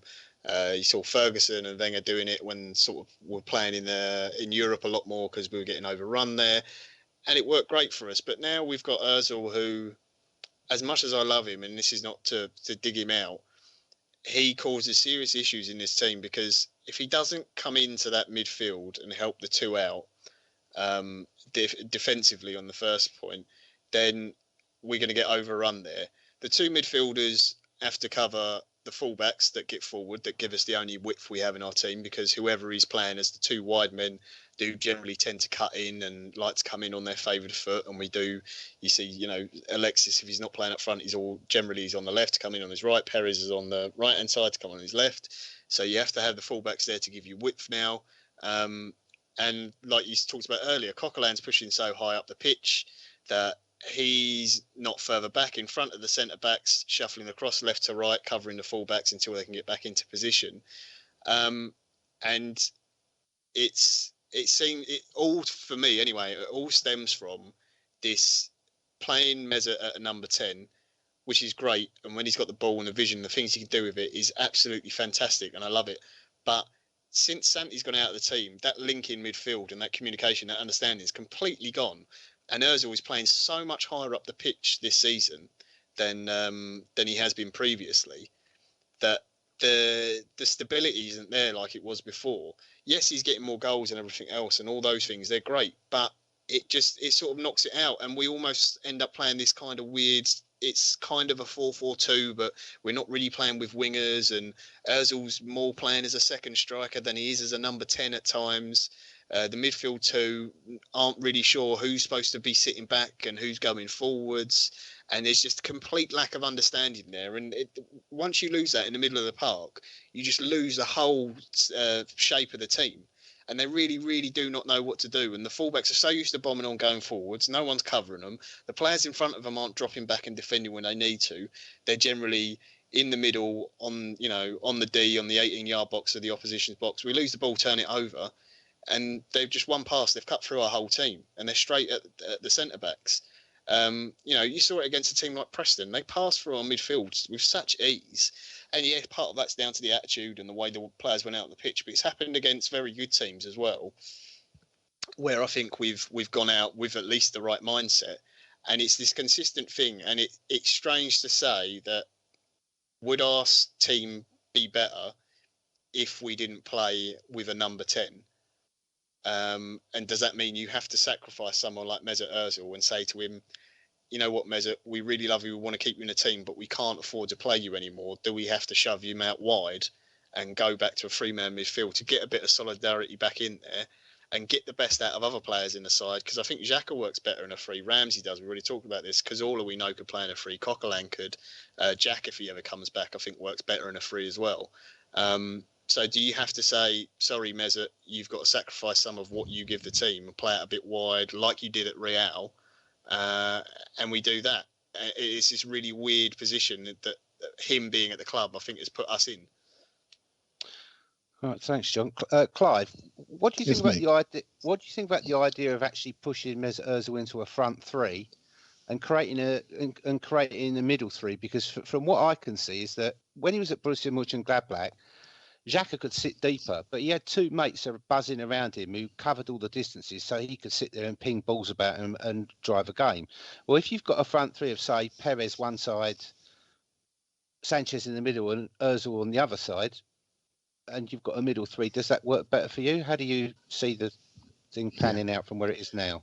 Yeah, absolutely right. It's as though you guys have read my mind. I actually wrote a blog on this last week and talking about the culture of number 10 at Arsenal and how it creates hierarchies, and lots of our players want to play there. They think it's a free ride. When I think, if you look at a lot of teams, number 10 should be the most hardest working player. The way Arsenal use Ozil, they use him as a 3rd midfielder. And against smaller teams, it's not an issue, especially when playing at home. We can afford to have him as a 3rd midfielder. We can overload in offensive areas and we generally win the game. If you look at our record against the smaller teams, it's comparable to any team in the league. When we play the bigger teams, and Man City was a great example, where they played almost a 4-6, they had 6 midfielders, no centre forward. They overran us, right? And Ozil got massively criticised for not doing the defensive part. So my feeling is, against the bigger teams, Ozil should be the 3rd forward and not the 3rd midfielder. And we should bring in another centre midfielder to get control. And so every time when Ozil plays in big games, we always say, well, why does he go missing? Well, if you look at the possession percentage in big games, we tend to average around 35%. If Mesut Ozil's a player that needs to touch the ball in the smaller games, we get 60-70% possession, and he gets a lot of the ball, and hence he looks better. So my feeling is always, why don't we have an extra 3rd midfielder create smaller spaces for them to work in. It suits Ramsey, as we alluded to earlier. It suits Xhaka. I mean, these are hard-working footballers, but they're not super athletes. They're not super quick. They haven't got a change of pace. Same for El Neni, good on the ball, all three of them, but they need a smaller space to cover. And with Ozil now playing as almost like a 9.5, if you look at his average position map, he's much higher than Sanchez a lot of the time. It then puts onus onto our wide men. Now, Theo's reinvented himself defensively this season, but Iwobi, he's playing the role the managers asked him to do. And I would like to see him play a lot more as that third midfielder rather than a wide player. And so early in the season, I actually said I'd like to see Ramsey play in the Iwobi role. And people say to me, oh, Clive, he's not a winger, but I don't want to play it like a winger. I want to play it like a third midfielder, be slightly inverted. Like he does for Wales, he always plays in the three. And he has Joe Ledley and Joe Allen behind him, and he never is one of the two. He's always the third one. He's the third player who can break and connect with Bale. And I don't understand why we don't do that with him for Arsenal. And as you said, it would suit other players that struggle to cover distance. Santi's not a massive distance coverer. Jack isn't, right? So, for the big games, I'd love to see us play a 4-3-3 or a 4-3-1-2 with two forwards, with Ozil in behind, but have three people up the pitch that can rotate and move and create problems. And if you look at our record, especially away from home against big teams, I saw a stat on Sky. I think from available for the last 21 games, I think we've drawn 7 and lost 14. Is that correct? Away games against top 6 teams. So, I'm not sure if that stat's correct, but we've got 7 points out of 63. And that tells me that we're doing something wrong. And I think for me, having a different structure is what we need to have so we can get the best from the type of profile players we have in our centre midfield today. And if we're not going to do that, and we are going to put onus on the two, then we should have bought Kante, who could do two-man's jobs. Or we better get Patrick Vieira out of his coffin and bring him back to play for Arsenal again, right? Because that's the last time it worked in the two, really, until we get, because football now has become far more athletic and we're being overrun. And what's really concerning, Preston overran us in the first half. All right, so we're not talking about Man City. We're not talking about Chelsea on February the 4th. Preston overran us. So what are Chelsea going to do? I think it's a real concern. I really do think if you want to rebuild our season, we need to look at our structure to give our team that we've got currently available the best chance of succeeding. Thanks, Clive. Kris, are you there, dear boy? I am indeed. Well, given what Clive's just said, and I wanted to sort of go, if you could, to give a sort of summation of your thoughts of going from the back to the front. How would you reorganise it? Where do you see the points of issue are? I definitely want to highlight the fullbacks as well as those holding two. I completely agree with everything that's been said before with John and Clive as well. And I think Danny touched on something earlier on as well when he mentioned about the Coquelin role and how he was so pivotal to what we did last season, and how this season, Arsenal is clearly instructing him to press higher. But something you said as well earlier on, where you mentioned the fact that he can win the ball higher, but his passing is not his strongest suit. And I have very concerns. Diplomatic. Yeah, I have concerns with the fullbacks in a similar vein. I think Hector Bellerin is clearly a very, very talented footballer and an elite athlete. His ability to get up and down is fantastic. My main concern with the modern day fullback is that they're not taught to defend. And when you coach at any level, high or low, my first thought is always, when I'm building a back four, is I want to keep goals out. I want a strong back four. If I got two fullbacks that can get forward and support the attack, is fantastic. But if I don't have that, I'm fine with just keeping goals out. And you build off a strong base. I hate him to the very core of my soul, but it's something Mourinho has always done very, very well. If you want to play the way that a Jurgen Klopp plays, for example, and it is all out, we'll outscore you, that's all well and good. But as Clive touched on, we can't do that against the big clubs because we are tactically at times inferior.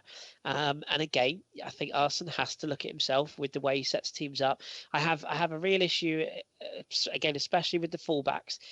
When they go out, I think they're tall, or they're basically instructed, get forward as much as possible. Bellerin is clearly the more offensive of the two when it comes to pace and speed on the counter. And Monreal is clearly more of a, if we can play you in intricately, you get to the byline and you sort of support the attack from that side. I have this issue that it seems to me like we go out every game thinking, okay, we're 4-2-3-1, let's just play like that. There doesn't ever seem to be a natural, right, when you lose that ball, if you're a 4-2-3-1, the minute you lose possession, you're not a 4-2-3-1, you're a 4-5-1. Your fullbacks get back, your two in front sit deeper, and the three in front of them drop back and make a 5. And you become hard to beat, and you win that ball back. As soon as you win it, fine, you spring, off you go, no problem. And I completely agree with you on the Ozil thing. You know, he's again an elite level footballer. Just shoving him wide. Same thing with Ramsey. People say, "Oh, but he's not a right winger." We don't play with wingers. We play with wide forwards who cut in. And when you play the 4-2-3-1 system, those three players should be interchangeable at any one time. You don't just play a right winger, a left winger, and a number 10. They should all be able to move around. And you look at someone like Iwobi, who's a very talented number 10. He's playing out of position, you know, on that sort of right side. But at times he will drift inside, and you'll see Mesut drift wide at times. Some of the goals he scored, was it the one that he got the header? Is it against Stoke? I think he came in from an outside run to in. He does move around. He's not a stupid footballer, and no player is just going to stand in one position. And the two holders that we have, again, you know, we talked about the Santi Cazorla issue. If you look at all the big sides, they all have a very strong base, particularly away from home. And that, you know, there's a reason why Chelsea kept faith with what's his face, the hulking great guy, Matic. They'll play Matic and Kante together at times, you know, and Paris Saint-Germain will play, for example, they'll play Verratti at home games. Away games, they'll play with Thiago Motta and a Blaise Matuidi or a Rabiot. They'll sit with hardcore central midfielders that win the ball back. Real Madrid, one of the most attacking teams in Europe, they are always at their best when they've got Casemiro, who's a very functional holding midfielder. And I just think sometimes we miss a trick. And the same with Xhaka. I have real concerns that we've signed a player who was brilliant in the role he played at Gladbach, and that now we're trying to almost reinvent him. And I don't think we need to. I just think we need to concentrate on the roles that they're good at.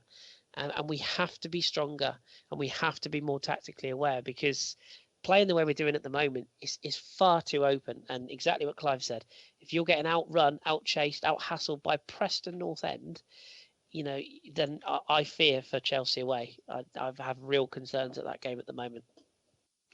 Well, one of the interesting things you bring up Chelsea there, they recently played Middlesex, and Middlesex, the way they played Chelsea was quite clever, because they kept the ball, they stopped Hazard getting the ball, they stopped breakaways with quick fouls in Chelsea's half, so they got away with the usual 10 free fouls.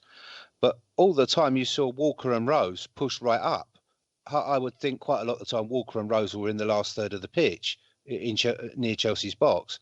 But they've got recovery speed. They've got the athleticism to cover those gaps, to get back. And here's the key point: they've got the physicality to run in from behind someone, barge them off the ball, kick the ball out, or take the ball and start the movement again. We don't appear to have the athleticism to do that, and we don't appear to have the build to do that. Going back to what you were talking about, a defence and setting up a defence as to stop goals. I mean, I think this has been a constant problem since the demise of the famous back five, that Arsenal don't do defensive drilling. You can see, since Mustafi came this season, you can see there's more organisation there. You can see him pointing at people. You go there, you get him, you go on the post. As soon as he got injured, that went to rat shit. You know, Koscielny is a great defender, and he's a brilliant player, but he's not an organiser. He's not standing in there telling people where they shouldn't go. And is a quiet man, even for a captain. For me, this is a problem that Arsenal don't seem to drill. And I hate talking about Middlesex, but I want to go back to this Chelsea game because when they defend, Pochettino's got them drilled. He's got them organised. You can see Alderweireld and Vertonghen in the middle. They are deciding where everybody stands. That Rose and Walker have got their men, and then they've got Dyer. They've got their other midfielders in there, none of whom are sort of like, slight effect chaps in there, all blocking the goal, and they're all protecting Hughes Lloris. And they know what they're doing. And the first thing is to get the ball out, get it away, regroup and go again. Arsenal don't do that. Dead balls, particularly crosses from the left or the right of the box from free kicks, in behind the back four are almost like penalty kicks. And it's been a constant feature. Does anybody think that changing the system will only go so far to the point that we actually really do need to look at the defence and the keeper side of it? Just quickly on that, I think that all of that stuff, the defenders we got there, I don't think there's a problem with them. I think it is organisation and being drilled.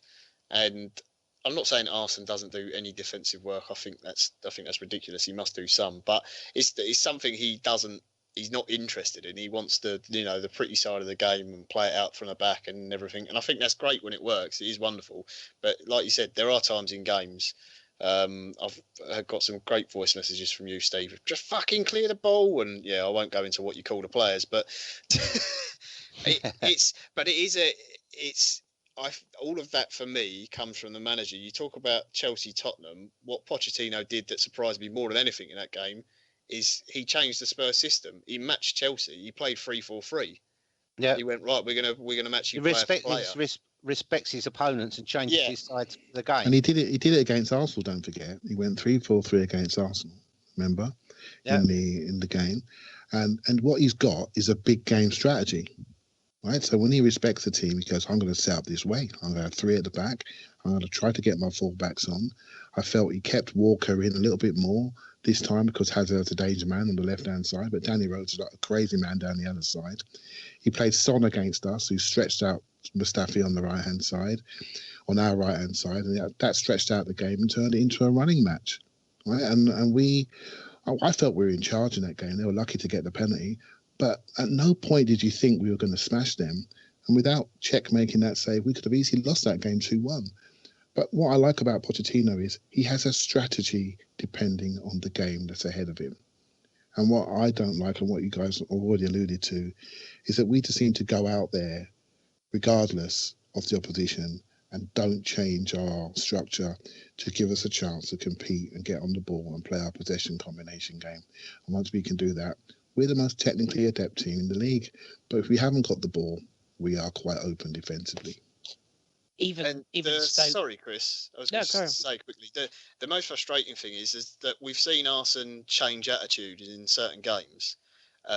Obviously, the City one, where apparently the players had a talk and said we need to change things and asked him to change the system slightly, and we saw Santi playing centre mid, and it was this sort of revelation of, oh wow, he can play there. We've seen it where we've played against Dortmund and we knew we were going to be really under the cosh, and we played very well defensively, sat back. We were like, right, we're going to sit in this game, soak up pressure, hit them on the counter, things like that. Big games in Europe, but it's the fact that he'll do it every now and again, but he seems to have to get to a certain point in the season before suddenly he clicks and goes, oh, you know what, I'm going to have to change it for this game finally. He just doesn't do it quick enough, Even Stoke changed to a back three to match Chelsea. Stoke. I mean, they lost the game at Stamford Bridge. That they lost 4-2, but they were in that game. Make no mistake about it. They were, and it was only for the fact that they conceded straight after going back in front, and I think they conceded quite quickly after half time as well. Once they got level in the game, they matched Chelsea. West Brom we saw change their tactics, albeit to a defensive side that we know Pulis has got in him. But and teams have come to the Emirates and done it. Let's not forget how many teams have come to the Emirates. I think of Swansea, Southampton, I'm sure there's more, where teams of far less ability than us, with managers of far less tactical and professional nous as Arsene Wenger's got, have come to our ground, sat there and gone, right, well, we're putting 7 across the back, beat us. And we've gone, okay, well, we'll keep hammering this door and just hope it falls in. And yeah, more often than not, like Clive said, it does. But those 3 or 4 games it doesn't, those 9-10 points are what cost you league titles. And it might not be pretty, but was it Man United have gone, was it 12 straight wins or something ridiculous? I can't remember the last time I saw them play well. But they've just got organised, and they've just got themselves into a position where they trust the system. They know how to adapt to the opposition they're playing. They grind results out. With us, you never really feel like we're going to change tactics in a game. And we're not saying we want it changed every week. You want continuity, but some games it needs to be done. And a weird question this, but when was the last time, as fans, that you can remember a player coming across and covering another player's position? So, for example, Hector Bellerin gets skinned on the right hand side. When was the last time you remember a player drifting across and taking the ball away, helping his mate out? It doesn't happen. Our fullbacks get roasted and there's no one there to support them. Why is that? You see it at every level. A player protects his player in front of him. With us, it seems to be, I'll try and win the ball in front of you. If I don't, then it's up to you to win it. That can't be good. It can't be good. I think also as well, I mean, going back to something Clive was talking about when he was talking about Aaron Ramsey earlier on, I think confidence is a massive part of all players' games. And I think it's not about having confidence, you score a goal, confidence starts pumping through your veins, your touch becomes better, you start to perform better.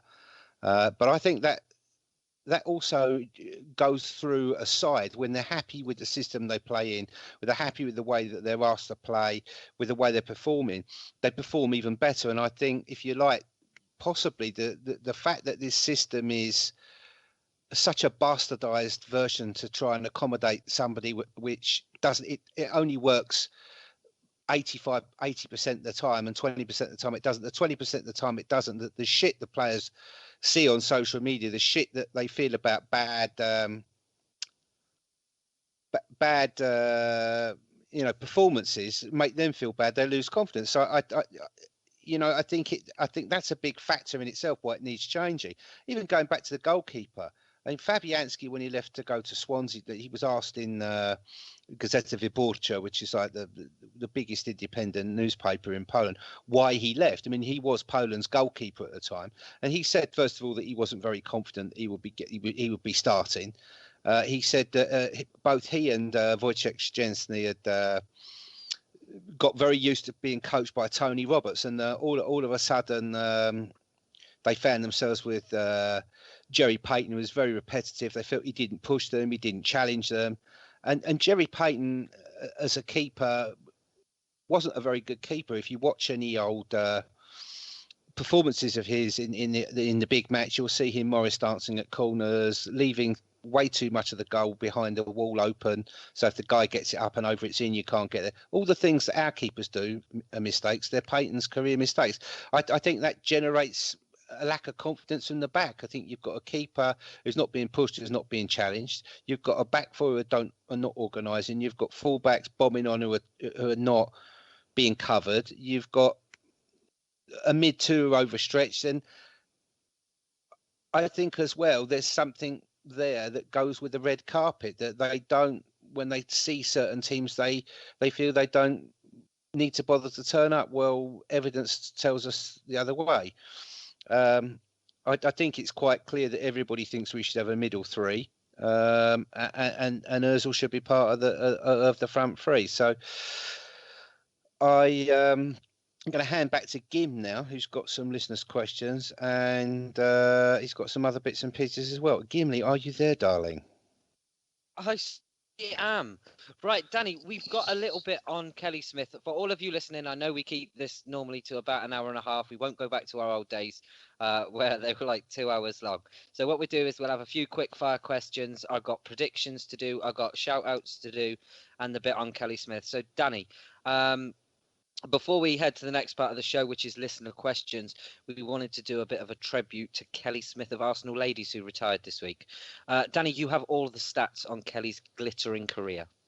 Yeah, certainly do. I just listened to what those lot were saying about tactics, and Kris said, when was the last time anyone covered for one of our right backs? So that was Jack when he gave away a penalty, wasn't it? Yeah, good point. Yeah. I didn't want say to covered. interrupt. Yeah, I didn't want to interrupt because it was very good.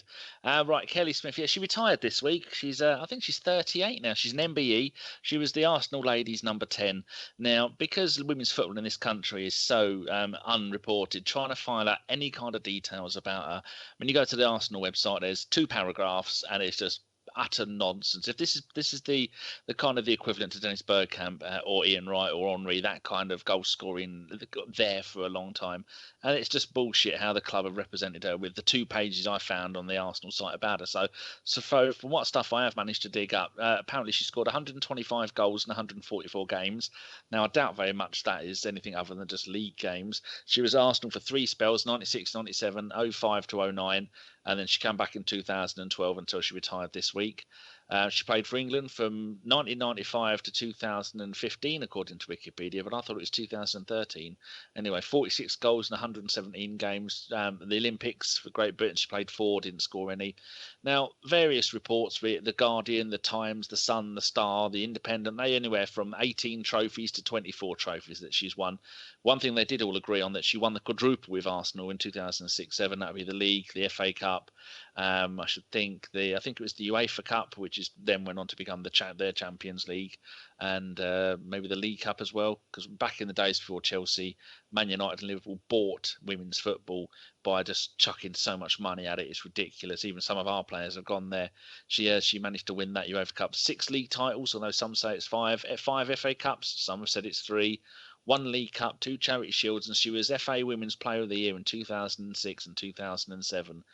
And that's the kind of player that not only do you not get in men's football anymore, you don't get it in women's football, because with those clubs chucking money at people, anybody will go anywhere, because you get paid such a little amount of money that when someone does offer you a decent wage to go and do your job, then no matter what your heart says, you're going to have to go where the money is, because women's football, unfortunately, doesn't get the kind of recognition that it deserves. It's a decent game, and anybody who watched the Women's Olympics, Women's World Cup last year, I think it was in Canada, and England's women come third. I think they beat Germany in the in the third place playoff. I think that was it. I remember watching. And she had, sorry, I was going to say she had 3 separate periods at the club. As well, so they loved her enough to take her back, and in the second time she came back, she scored 73 goals in 66. I mean, like you said, can you imagine if Thierry Henry did something like that? To just rave about him because it's women's football. I mean, she's a role model to women everywhere. From what I make out, everyone that I've spoken to that either knows her or has spoken to her has said that she's a lovely, lovely person and just a credit to the club. And much like our very beloved Tony Adams, she's had personal problems, and she managed to get through it all and come back to be one of the greatest England women's players as well. So it's the end of an era for her, but she's going to be a coach at Arsenal now. Then one day she'll probably go on to be the Arsenal manager, maybe England manager. There's a lot out there for her to do. So times are a changing. Certainly are. All right, we've got I've got to look on my phone for this, because a grumpy reverend has sent me a grumpy message. It says, right, question for the panel: why are people losing their shit over a banner? And should these people take up a hobby like crocheting? Steve, you're in the same kind of park as Raj when it comes to stuff. What's your answer to that? If you don't like the banner, don't like it. If you do like it, like it. It's a bit of fun. Alexis Sanchez will like it because he's a dog maniac, and people just have to accept football's changing, and what fans do are changing. The way they behave changes. So, if you don't like it, don't like it. If you do like it, like it. If you don't. But just shut up moaning about it. Can we get a banner for John, because he quite likes dogging? Oh, dogs. Sorry. What I'm going to do is I'm going to ask everybody one question, and if anybody else really wants to jump in on it, just say so. But we are pushed for time now. This person is Samre, the DH. What does DH? How do you say it? His name is Samrit. Why is there a H on the end? It should be SAMRID. Samrit. You are such a retard. H on them. You don't need one. Come on, Dan White, get on with it. Right, this one for the record, Sam appeared in our deadline day show last year, and he was very, very good. And he will be appearing on the deadline day show again this year. And he's a very, very, very nice man. So, Danny, apologise now that you murdered his fucking name, you cretin. I haven't even got to his surname yet. Well, don't even try it. From somebody with no name. You can guess from the first half that the second half is going to be a challenge. Shut up and move on. It's like fucking Welsh to stick letters where they're You've not got meant to this go. point where I have to talk over you to silence you. Now carry on. As you've chirped up, he says, "Would love to hear your thoughts on sticking with Giroud up top and going back to Alexis. Also, who comes in if Jenkinson and or Debuchy both head out on this window?" To answer the second part of that question, doesn't Mustafi have right back roots? John and Chris woke up a bit. I believe he does. He does, yes. He played there for Valencia. So there you go. There's to answer that part of Sam Ritt's question. I would probably say Mustafi would be the best answer if those two go out. And in terms of Alexis and Giroud, we've just done a massive bit on tactics and how the manager struggles with tactics. We have two players there that can suit playing against most teams in the league. You know, if you've got a high line, you play an Alexis. If you've got where it needs to be a little bit more tactical and have someone playing off Giroud, or you could play them together. You know, I mean, I think with those two, the best possible outcome would be you mix it up as the tactics, you know, need to be. There's no reason why neither of them won't be able to get enough football to stay happy at the club. I mean, I know Alexis Sanchez is a bit of an iffy one at the moment, but you know, even if Alexis and Giroud are at the club, I think you can quite easily rotate the both of them or mix it about a little bit so they both get enough football. All right, there you go. Lovely, perfect answer. Right, one for you, Clive, from Josh Robinson. So there you go. What's your explanation as to why we're conceding a lot of goals? I wonder if it's check, fullbacks too attacking, and no protection. I know we've already gone over this when we were talking just about the tactics, but how would you summarise that answer? It's fair enough. I've written a blog on this. It's coming out tomorrow morning, right? So where's plug, that? I think cheeky plug. I think Gunnerstown. Yeah, I think a lot of it is down to the system playing two in midfield. I don't think any two can stop the amount of shots that we're conceding, right? So I've done a bit of what I call shots on target supremacy, right? And so we've conceded something like 112 shots on target, but sorry, we've had 112 shots on target, but conceded like 74, and that's the highest of any team in the top six, right? So, and it's down to our makeup, but I think it's down to sometimes, maybe more recently, it's down to a lack of athleticism in the centre of the pitch. I think we struggle. I think we can be run past, but I also think it's down to the Ozil factor, which we spoke about earlier. And it's nothing against Ozil. I love him. Just that I feel we need a stronger platform, particularly in the big games. But also it's down to our philosophy, right? We're Arsenal. We attack. We've always done it for Wenger's time. We've had fullbacks that push high. We've had two in midfield, which we overburden. We'll leave our centre backs to do a lot of one-on-one defending, and then we concede shots on our goal. And you know, some people are criticising Peter Cech, but he's making a good save a game. You know, every game he makes a save. So it's the nature of the way we play. I'd like to see it change, but I also don't want to be a Mourinho team neither, right? So we want it all, really. We want perfection. I think by speeding our team up, I think that helps. And we're a bit faster, a bit more intense. We move the ball quicker, and we create other teams' problems. I think we concede less shots on goal. So that's my view, anyway. Good, lovely. Now, who shall I give this one to? Well, I've moved down the bloody page again, haven't I? Oh, got Jeff Parker. This one for you, John. You ready? Oh, What? Yeah, I'm listening. Right. How much does Wenger's play through the midfield, or with dashes in them, style lead to the indecisiveness? God, I don't think I'll be able to say that. We see from Iwobi, Rambo, and the Ox, etc., etc. Does he mean play through the middle? Do you mean? Yeah. Middle or the midfield? I'm confused. Middle. Said it? Oh, right. Okay. He's put play through the middle, or with dashes in between all of them, as if I don't know. Oh, right. Okay. I don't know if it's indecisiveness. The problem is that majority of the games we're going to be against a team who's going to sit back and defend, and they've got so many players on the edge of their box or in their own box. There's not a lot of room for movement, so you don't have a lot of options on the ball. I think that comes again down to the system and the fact that we've got so many players who like to play through the middle. We don't use the width enough, and we don't try and get in behind defences enough, and don't move the ball quick enough. We're a bit sluggish in the tempo that we move it. Whenever you see us move the ball quicker and move teams about a bit more, then we open up gaps and we can exploit those spaces, and then you'll see the best out of the likes of Iwobi and Ramsey and stuff. So again, I think it just comes back down to the system and the tempo of the play we've got. Well, there you go. That's very, very to the point. I hope that answered your question. Right, a bunch of monks here. So someone's listening here to the point, Danny. Oh, just saying. Next question, please. Right, you be quiet. This is for Kris from Mike with Gooners in the USA. It's a two-parter. The first part is sensible. Would you consider signing Payet for 30 million, or is he overrated and too much of a disrespectful malcontent cunt? The second one. No, I wouldn't touch him with a barge pole. Just a massive talent, only matched by his massive ego. He's a very, very, very talented footballer, but he tends to be one of those that only plays when it best suits him and his career, and lifts it at the times that suits him. So I'm not surprised at all by his comments today, or by Slaven Bilic coming out saying he doesn't want to play for us. He will end up at Marseille. He won't play for West Ham again. See you later. And he follows that up with one of his usual stupid questions. Question for Kris. What is the most scarring, reputation-damaging 2 hours he's experienced in the last 5 days? Can I answer that? Here comes another hair joke. It's not in the last 5 days, but it's got to be when that fucking abomination landed on your head. There it is. Did you pay for that? Yes. Oh my God.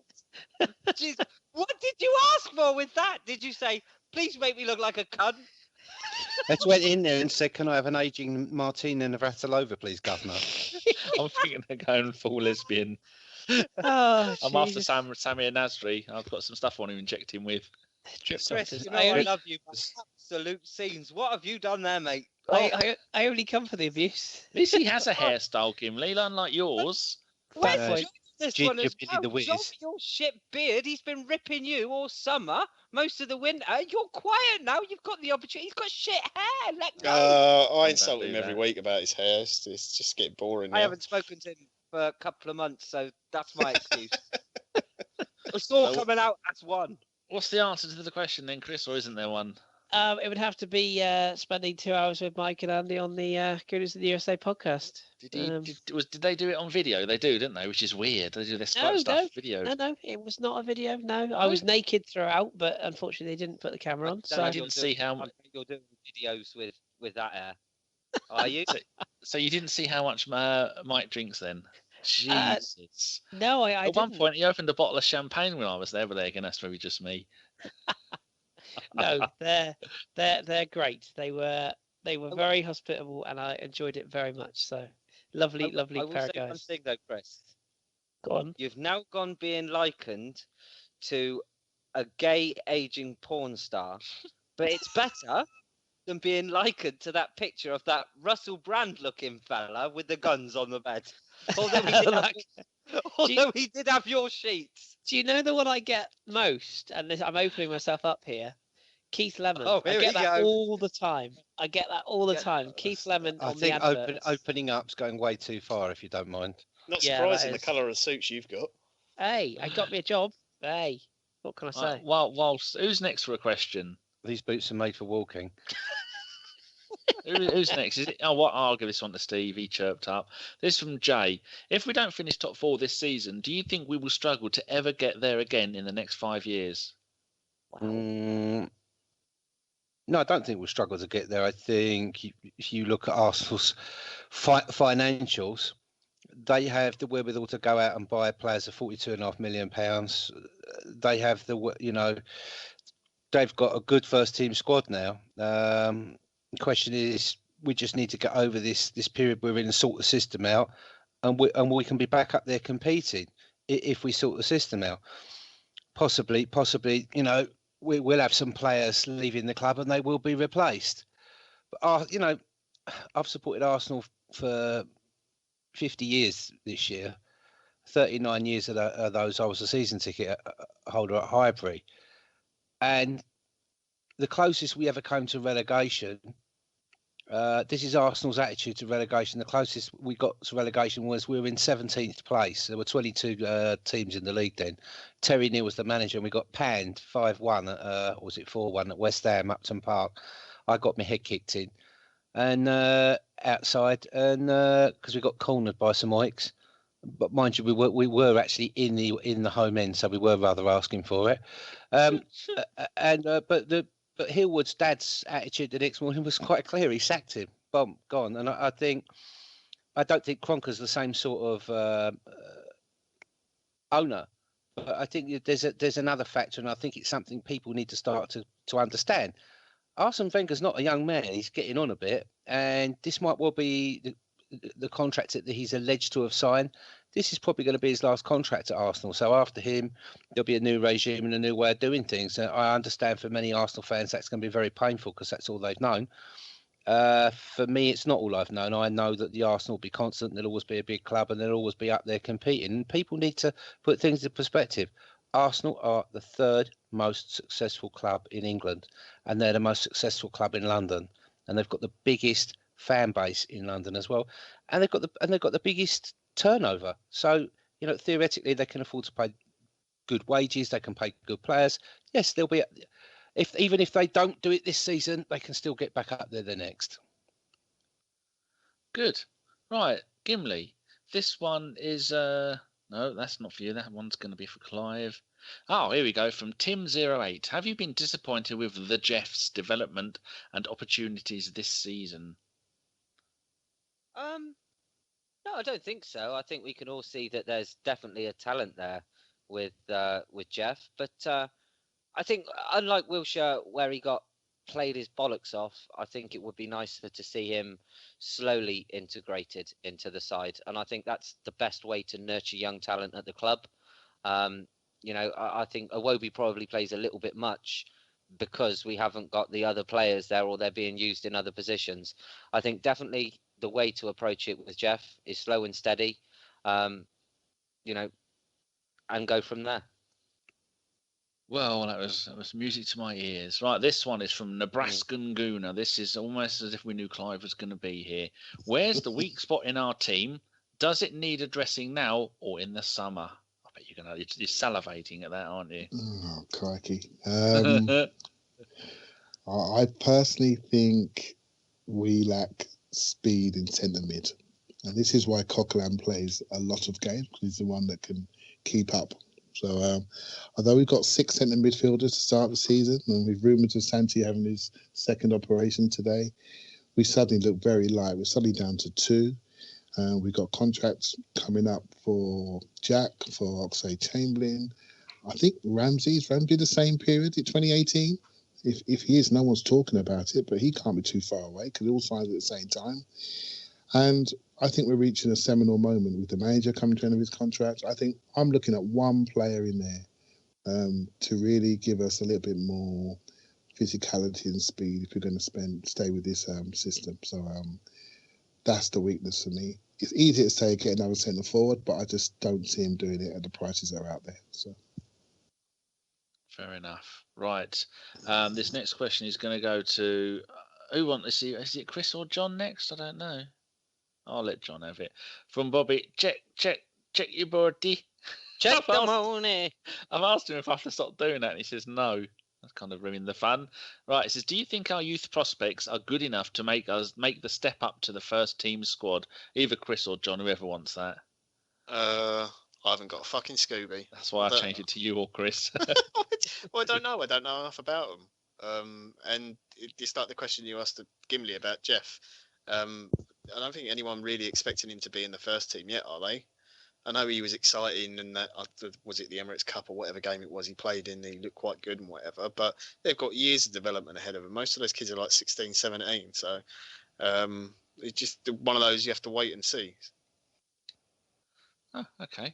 Kris, have you had any experience in the Arsenal online ticket office? Occasionally. Okay, yeah. You'll do then. Connor Ward asks, anyone else find the online ticket office fucking shit on ticket sale day? Yes. There you go. Yeah, no, it is really bad.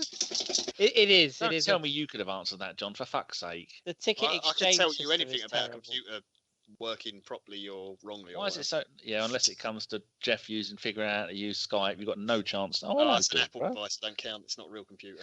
It's not. Oh, we've got to the point where Danny's talking to his cats, people. There's only another 10 minutes left. That door has just come over. People should go and have a look at our Instagram, actually, because I always do a couple of videos, one getting ready for the podcast and one during the podcast. And yeah, I try to give away all your personal We have information. Instagram. Yes, we do. I thought only cool people had Instagram. We've got 600 or 700 followers now. I'm following about 100 In fact, people a day. I refuse to even enter into the fucking circus that is Instagram. I prefer to be a miserable cunt on Twitter when I can be. Good. Well, that's Are we done with listener questions now? No, we've got a few more things. Right, this one when is you say James. a few, how many? I don't know. James says, which ABWer would the Goonaholic pick to pop out of a cake and sing "Happy Birthday" in a sultry voice? You can each answer that one person. Gimli, who would you pick? If you Who would had I to put pick? Kate. to I pop sleep out next to her cake. every night. You have to. I wouldn't pick fucking Davies. Would I? It has to be Kate. I kind of. No, Yeah, how Kate. much would David pick to pop out of his cake, you tit? Oh, David. Good question, Well, you'd have dickhead. to hope it was Kate, wouldn't you? I mean, even not from my point of view, but from his point of view, you'd have to think that he'd go with the only lady. Fucking asked you any questions.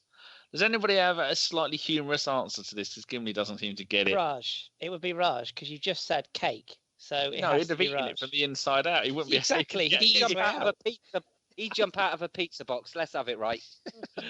If you're talking Oh, ex-members, you could say FK, like because of his sultry, his chocolate voice. yeah, True. leave him in there, No, wouldn't you? I think Clive has come pretty close tonight. I mean, Clive's voice, I'm a wreck.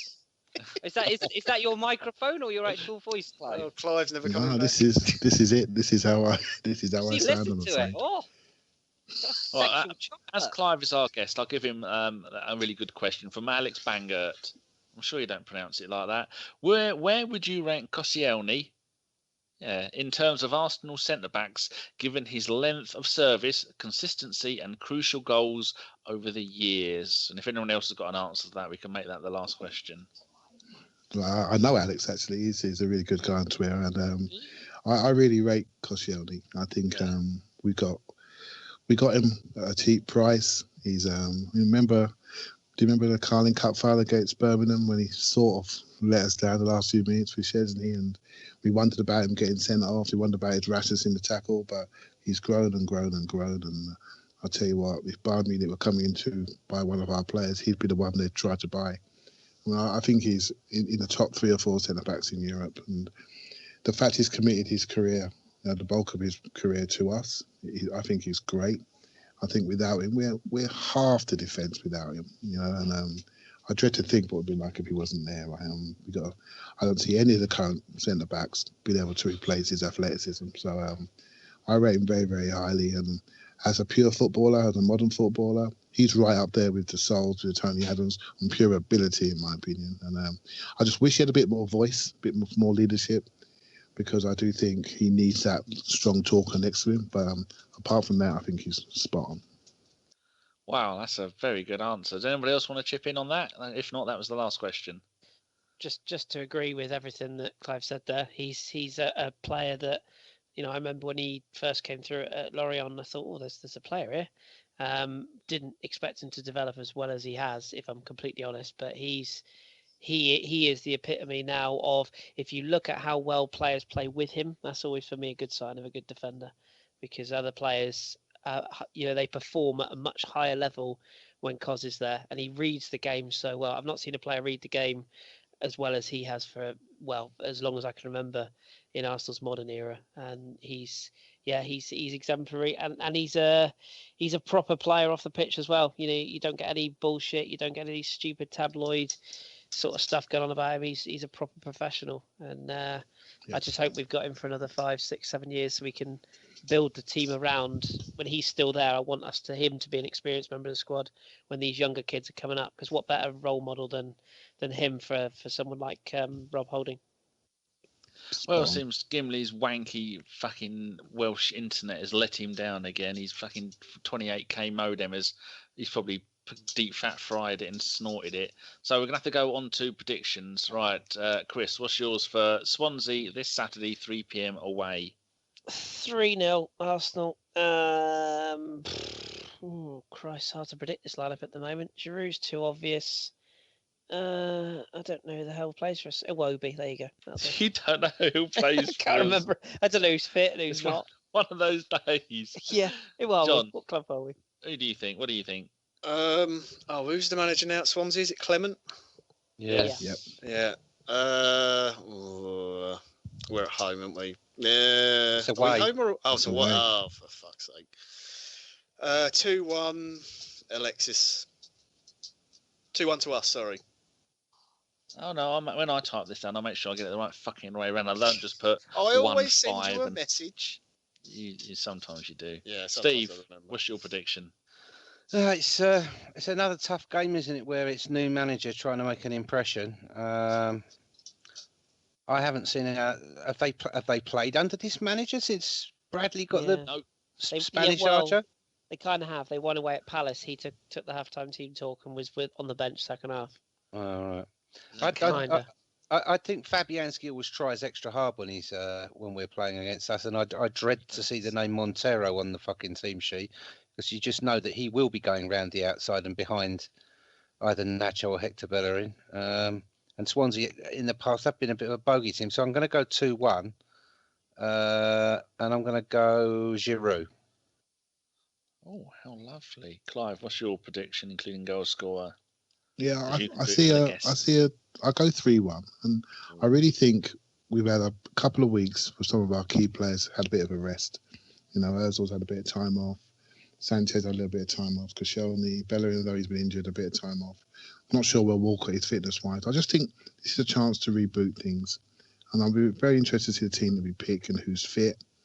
But I think it's time to get back to fast Arsenal that we had in the first part of the season. And if we do that, I think we'll take them. So I'm hopeful. And plus, Aaron Ramsey, he's a Cardiff boy, right? So when he goes there, I think he does his stuff. So I fancy a 3-1. I'll go Alexis.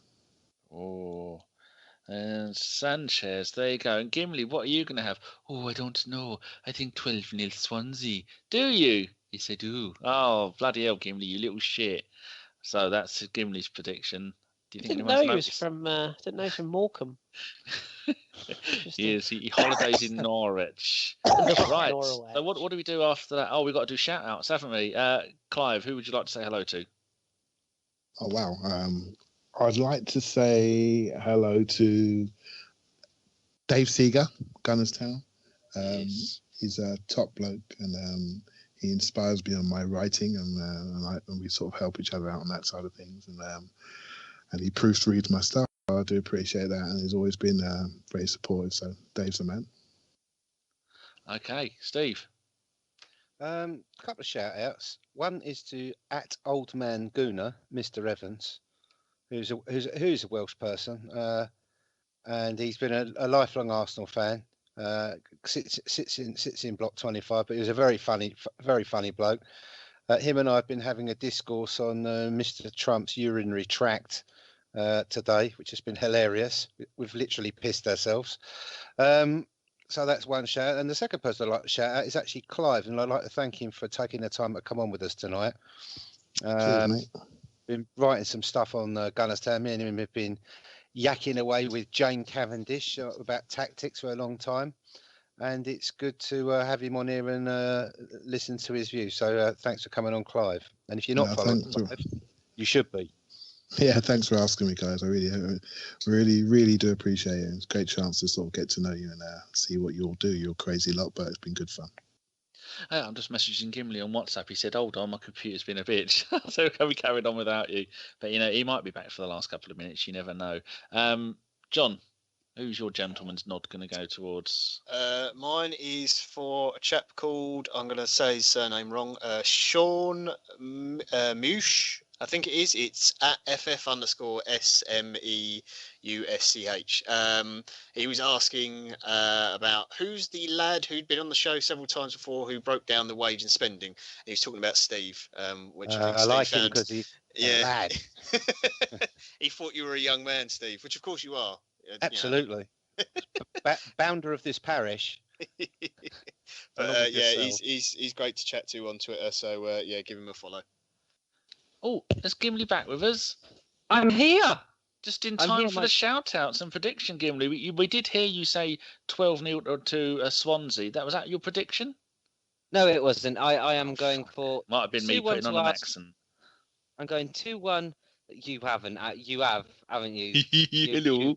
You've gone behind my back and you've committed the ultimate sin. Next week it's going to be a video podcast, and I'm going to nick a wheelchair. Oh, hello. I want one of them. Well, who's your first goal Thank you. scorer? Giroud.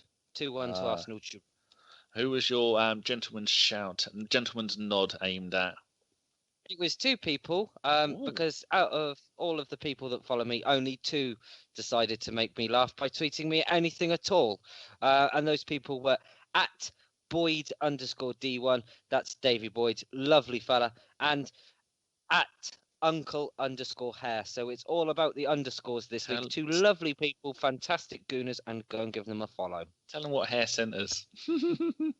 What the Video. the little, it was an Everton fan who basically wiped his nose as he was walking obviously out of the ground, and he wiped his hand on a blonde lady's hair, Oh, I've which seen was that video. which was gross and disgusting all at the same time, but it did make me laugh because I am a terrible human being. Gimli, pretend like you've never been gone and ask Kris and then me who our gentleman's nods are to. Oh, Kris, who's your shout out to this week? Well, it's kind of to a collection of people, but one in particular. Everyone he so- knows. Here we go. Get comfy, everyone. Fuck off. Like reading the pissing dictionary with Is you. he going to be your barber? Jesus. No, it's not. That fuck not be. No. I had some news this week. The pregnant, are you? test was positive, and I'm going to be a father. No, AIDS again. Killed it.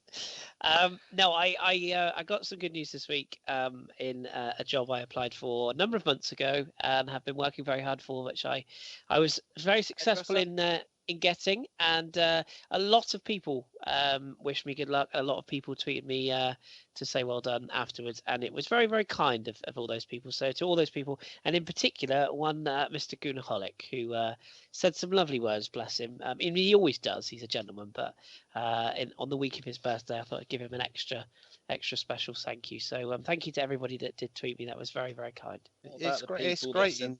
It's great in tough economic times to see minorities and the disabled succeeding in their careers, especially those who've got boot fetishes and Martina Navratilova haircuts and purple suits. Hey, all I can say is the fact that you've grown that for so long is an abortion anyway.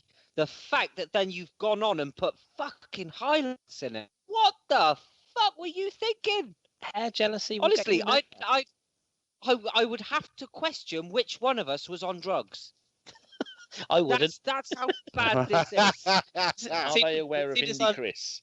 Seeing as I'm teetotal for best part of 4 years and never touched a drug in at least 10, I think we know who is. Yeah, we know. Seriously though, I mean, Get on with it, as Steve would say. yes, Danny. Let's have your gentleman's nod. First of all, I've got to say well done to Drew, who answered some questions for @SportDeck app about Arsenal this transfer window, and we've retweeted the article that he did with them. I think they asked a load of Arsenal fans about the transfer window, and that was really, really good. And the blogs also, if we don't do this, Jeff Hulenfund will kill us. This week's was To Press or Not to Press, the Arsenal Conundrum by Luke, and that's @LukeIsPremium. But my gentleman's nod is going to go to a certain Gilles Gramandi, an inverted winger As we all know, Giles, he doesn't learn his lesson. He's now on about his 5th or 6th Twitter account because he keeps tweeting pictures of the goals, and he's doing it again. And he's retweeting other people that do it, and he's doing his own tweets because he never learns, does he, Clive? Never learns. Never learns. Do you moan at him about it? Not much. Well, I just stay quiet. Well, I would do because it's going to get himself banned again, and every time he gets banned, it takes me forever to find out where he's bloody buggered off to. So stop doing pictures, videos of things. He doesn't like follow me since I called him a wanker on this podcast, tongue in cheek, and he took it personally. I did, I have explained to him that you didn't mean it. But, I didn't mean it. As Clive will go back and hopefully tell him, I'm a cunt 24/7, but I am a lovely cunt to go with that. Not. There was no malice meant whatsoever. If I call you a cunt, it probably means that I like you 9 times out of 10. Well, Giles is too Sad cool times. for you. He's got a cool Yeah, hat, it's cool far too glasses. for me. He's gone full undercover. Yeah, so that's mine done. Fantastic. Right then, that covered to shout outs, the predictions, a little bit of talk about Luke's blog. Go and listen to that. All that's left is to thank my lovely. Well, we'll read it. Obviously. All that's left is to thank my wonderful panelists tonight, and that's John, Steve, Clive, Kris, Danny. You've got to be here. I would say you got to be here if you can fucking manage to stay online for more than about half an hour at a time. Move to civilization when we have the internet. If I back in the 1990s and it's snowing, it's not good. As if we've set this up, your internet's breaking up. I love the way he says, I'm in the 1990s, it's snowing. I'm sat here in post-communist Poland with 200 megabytes a second in -12. And my internet never goes wrong. Are you there, Gim? No, his modem's exploded. As he was moaning about it, it's gone wrong. And on that bombshell, back to the studio. Say something, Gimli. Could you? I can't hear you. Jason must have turned his computer on in the other valley. Oh, you need to get closer to your router, Gimli. If you'd use those plugs that we paid for. It's gone. As Gimli's gone and we don't want to be here all night, I think we can say thanks to Dan for operating the buttons, for Kris, John, and for Gimli for being intermittently with us, and for Clive for joining us as well. And was a great podcast and a great chat, and I enjoyed it. I hope you all did too. Hello. Yes, I did. Good. Hello, he's back. Oh, he's not back. No, that was Chris. Clive. No, that's just me. So That's you. keep it real, keep it Arsenal, and let's win at the weekend.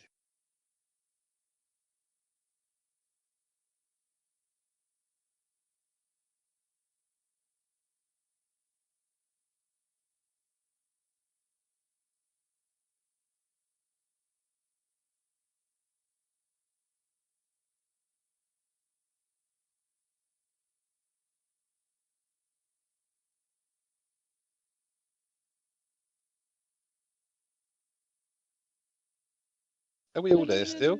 Yeah, no, just wait. Just leave a little gap. Cheeky monkeys. I'll see if I can add him back in now.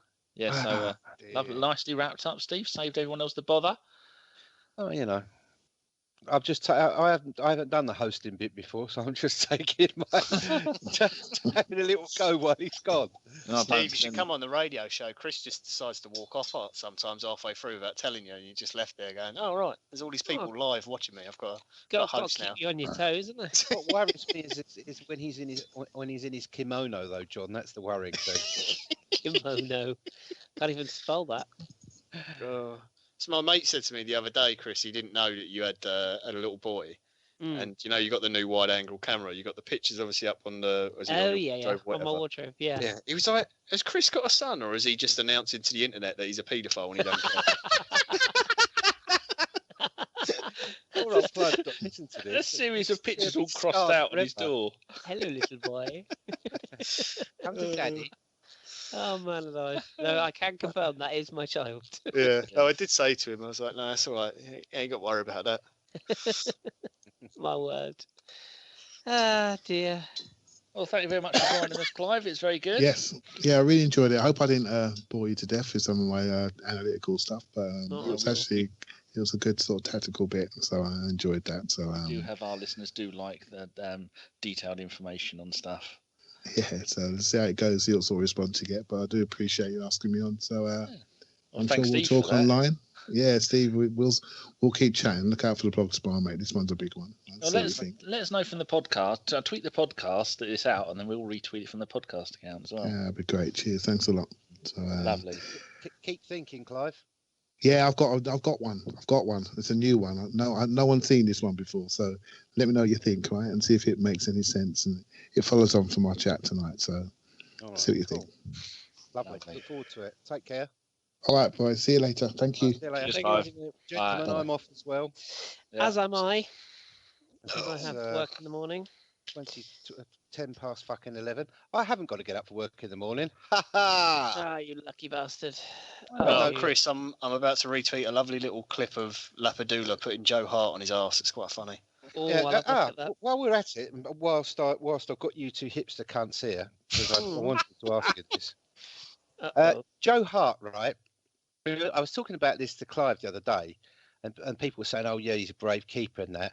And I just said, "Look, for me, I can't help but always remember him as the keeper that Arteta caught out twice from 30 yards in the 89th minute of the games Yeah. from distance, and it's all about a lack of concentration. He's got done a couple of times playing for England as well, and I thought to myself, imagine Joe Hart at Arsenal after 6 months of Jerry Payton fucking ruining the fuck out of him. He's got He a got- serious issue going down to his left-hand side. Yeah. For Has he some broken reason. his ribs or shoulders or something? Because Seaman used to have that. I don't know what it is, but so. he's done really well at Torino. Like even the game against Juventus, they were losing and it did end up in a goal. I think it was the third one, Pjanic, but he made some ridiculous Three like saves. triple block Yeah. thing. Yeah, really, really good saves, just pulled out of nowhere. So he can do it. His but I do- athleticism's yeah. not in question, is it? It's like Steve said, it's his It's- It is concentration. concentration. Yeah. And He he does- lets the goals in. He lets the sort of goals in that we ridiculed Almunia for doing, and that's the Yeah. problem. If you're not really upgrading. I'm worried. I'll be honest. I'm worried about Czech personally, but I don't think Hart's an upgrade on Czech.